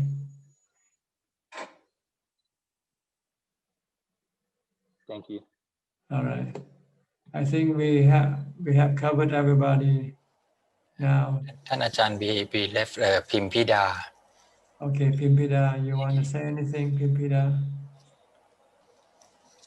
กับนมัสการค่ะพระอาจารย์ Hi, how are I'm you? just here for inspiration today. I'm good, thank you. My practice is going well and I'm still practicing hard. And I think I should be happy with how I'm doing and what I'm doing, except for that I have to let go of the desire to get better and get a better result. Just keep practicing and don't worry about the result. It will come up. You know. It's like planting a tree. The result might not look obvious, but it's gradual, you know, from your practice. So just be patient. Just keep practicing. And keep your mind happy and be in the present. And try to tame your desire as much as possible. All right? Yes, okay. Thank you so much. Okay, Kun admin, is Yes. there any more question? Yes, we have a question from Facebook also. La. Yes. There are 11 questions from Facebook, Ajahn. 2 questions from Ki Lee. The first question is, deep homage to Ajahn. Does our sixth mind go to next life? Our sick mind? Yes, everything that is in the mind go with the mind. If the mind is sick, then the sick mind go with the mind. If the mind is enlightened, it goes with the mind. And next question, the main thing that which send us to either nirvana or 3 realms is craving or ignorance. Yes, ignorance and craving will pull your mind towards samsara. And with Dhamma, with the Noble Eightfold Path, it will pull you out of samsara. So you keep practicing the Noble Eightfold Path, you'll become enlightened and you'll be in nibbana instead of samsara. And 2 questions from Winston Go. The first question is, can depressed person meditate and how can we help them? they have to be able to recite a mantra or do some chanting to generate mindfulness. If they can do that, then they can meditate. But if they cannot generate mindfulness, then they will not be able to meditate. Next question. Can we say that if any wills that doesn't follow the Eighth Noble Fold Path and realizing the Fourth Noble Truths, it's all wrong wills and we can abandon those wills? Yes, you have to stick with the Noble Eightfold Path. That's the right view. That's the right path to enlightenment. And two questions from Vincent Lim. Hi, Ajahn. Can you explain the difference between Vijnana or consciousness and Citta? Well, see, consciousness is normally translated from Vijnana. Vijnana is the one of the Nama Kanda. This Vijnana is the one that connects the mind to the body, to the sensual organs, so that it can then in contact the sensual objects. This is Vijnana. And while the Citta is the mind itself, or the states of mind. Sometimes the Citta can mean the knowing element. Sometimes it means the emotion or the thought that arises in the mind, in the Citta. And how do you know that what you experience in meditation is simply Vijnana and not the knowing of Citta? Thank you. You don't have to know this thing. When you meditate, all you want to do is to calm your mind. If you have a calm mind, then you succeed in your meditation. Next question from Patsy Chu. ท่านอาจารย์ is it true that when someone take up the robes, even if it is just being a temporary monk, he and his family will be saved from the rebirth into the three lower realms? Sadhu, sadhu, sadhu. No. You have to keep the 5 precepts in order to prevent yourself from being born in the lower realm of existence. And you have to keep it for the rest of your life, not just while you become a monk or for 2 weeks, for instance. Yeah. The reason why you go to the lower realms is because you keep breaking the precepts. So you have to stop breaking the precepts, then to prevent you from going to the lower realms of existence. Next question from Xiao Chang. อาจารย์ if we do not want to born in Deva realms in the future, want to continue to meditate, if possible as human, till we obtain Sotapanna, can we make resolution with this, or we have no choice to choose? You just have to practice meditation, mindfulness, and vipassana in order to become a Sotapanna. Keep the precept, practice the meditation to have samadhi, and then develop wisdom by seeing the Four Noble Truths and the 3 characteristics of existence. Then you can become a Sotapanna. Next question from Chi Ching Chuan. Dear Ajahn, if I have not memorized certain mantra, can I just read aloud as though as I am chanting? Thank you. Well, you can read, but it's better for you to recite it mentally, because when you're reading, you're still using the body. Then your mind cannot enter into deep state of concentration. If you want your mind to enter into deeper state of concentration, it has to leave the body. That's not using the body to recite the mantra. Next question from Pai Yao. Good evening, ท่านอาจารย์ Greetings from Johor, Malaysia. May ท่านอาจารย์ be well and happy always. I have one question. When I meditate, the mind keep telling myself that the body is not me and the breath too. Thoughts of asking to let go of the body arise. I'm just the mind. Is this because of lacking of mindfulness in my practice?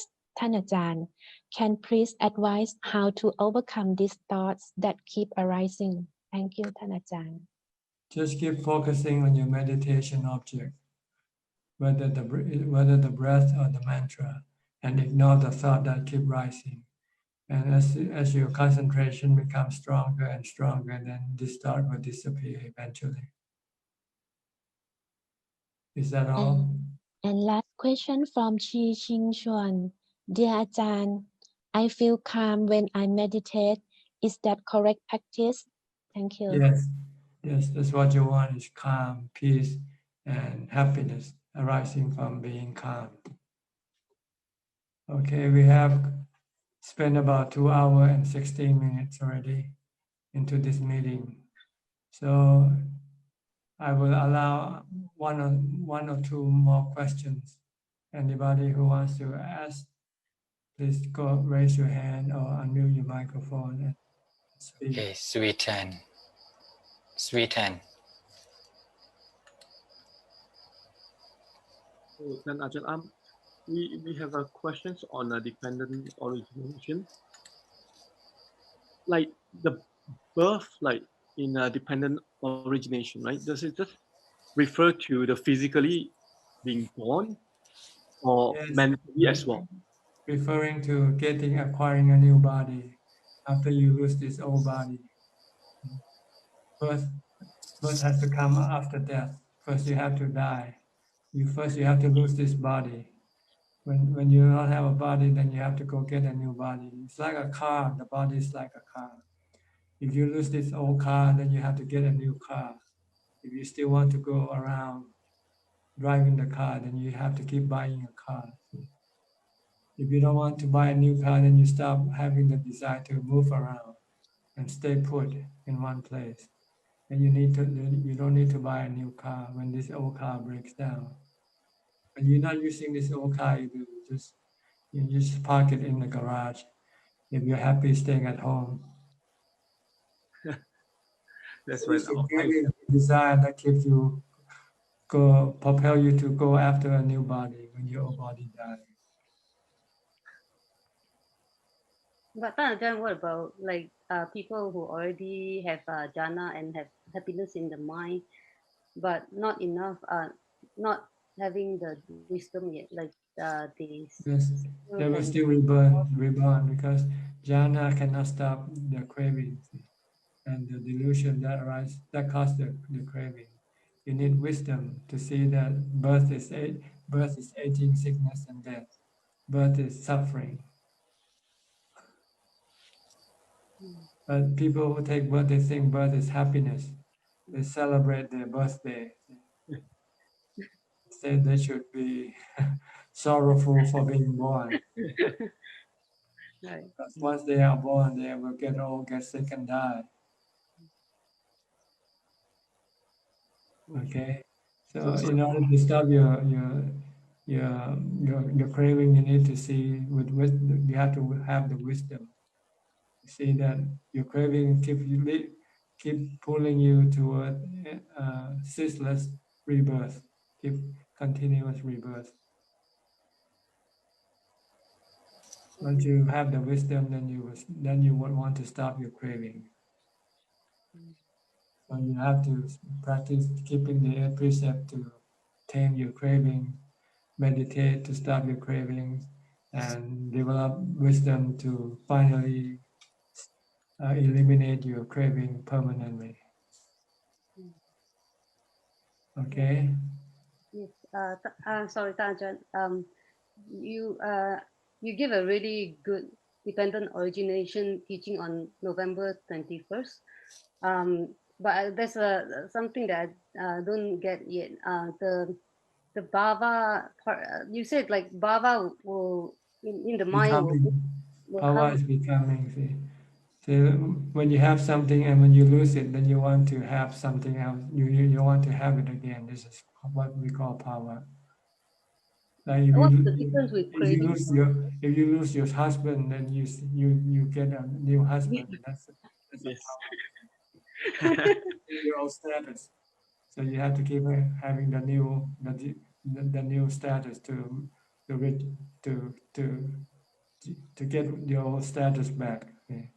So you have to replace your husband. If your husband leaves you, then you find someone else to replace him. This is called power.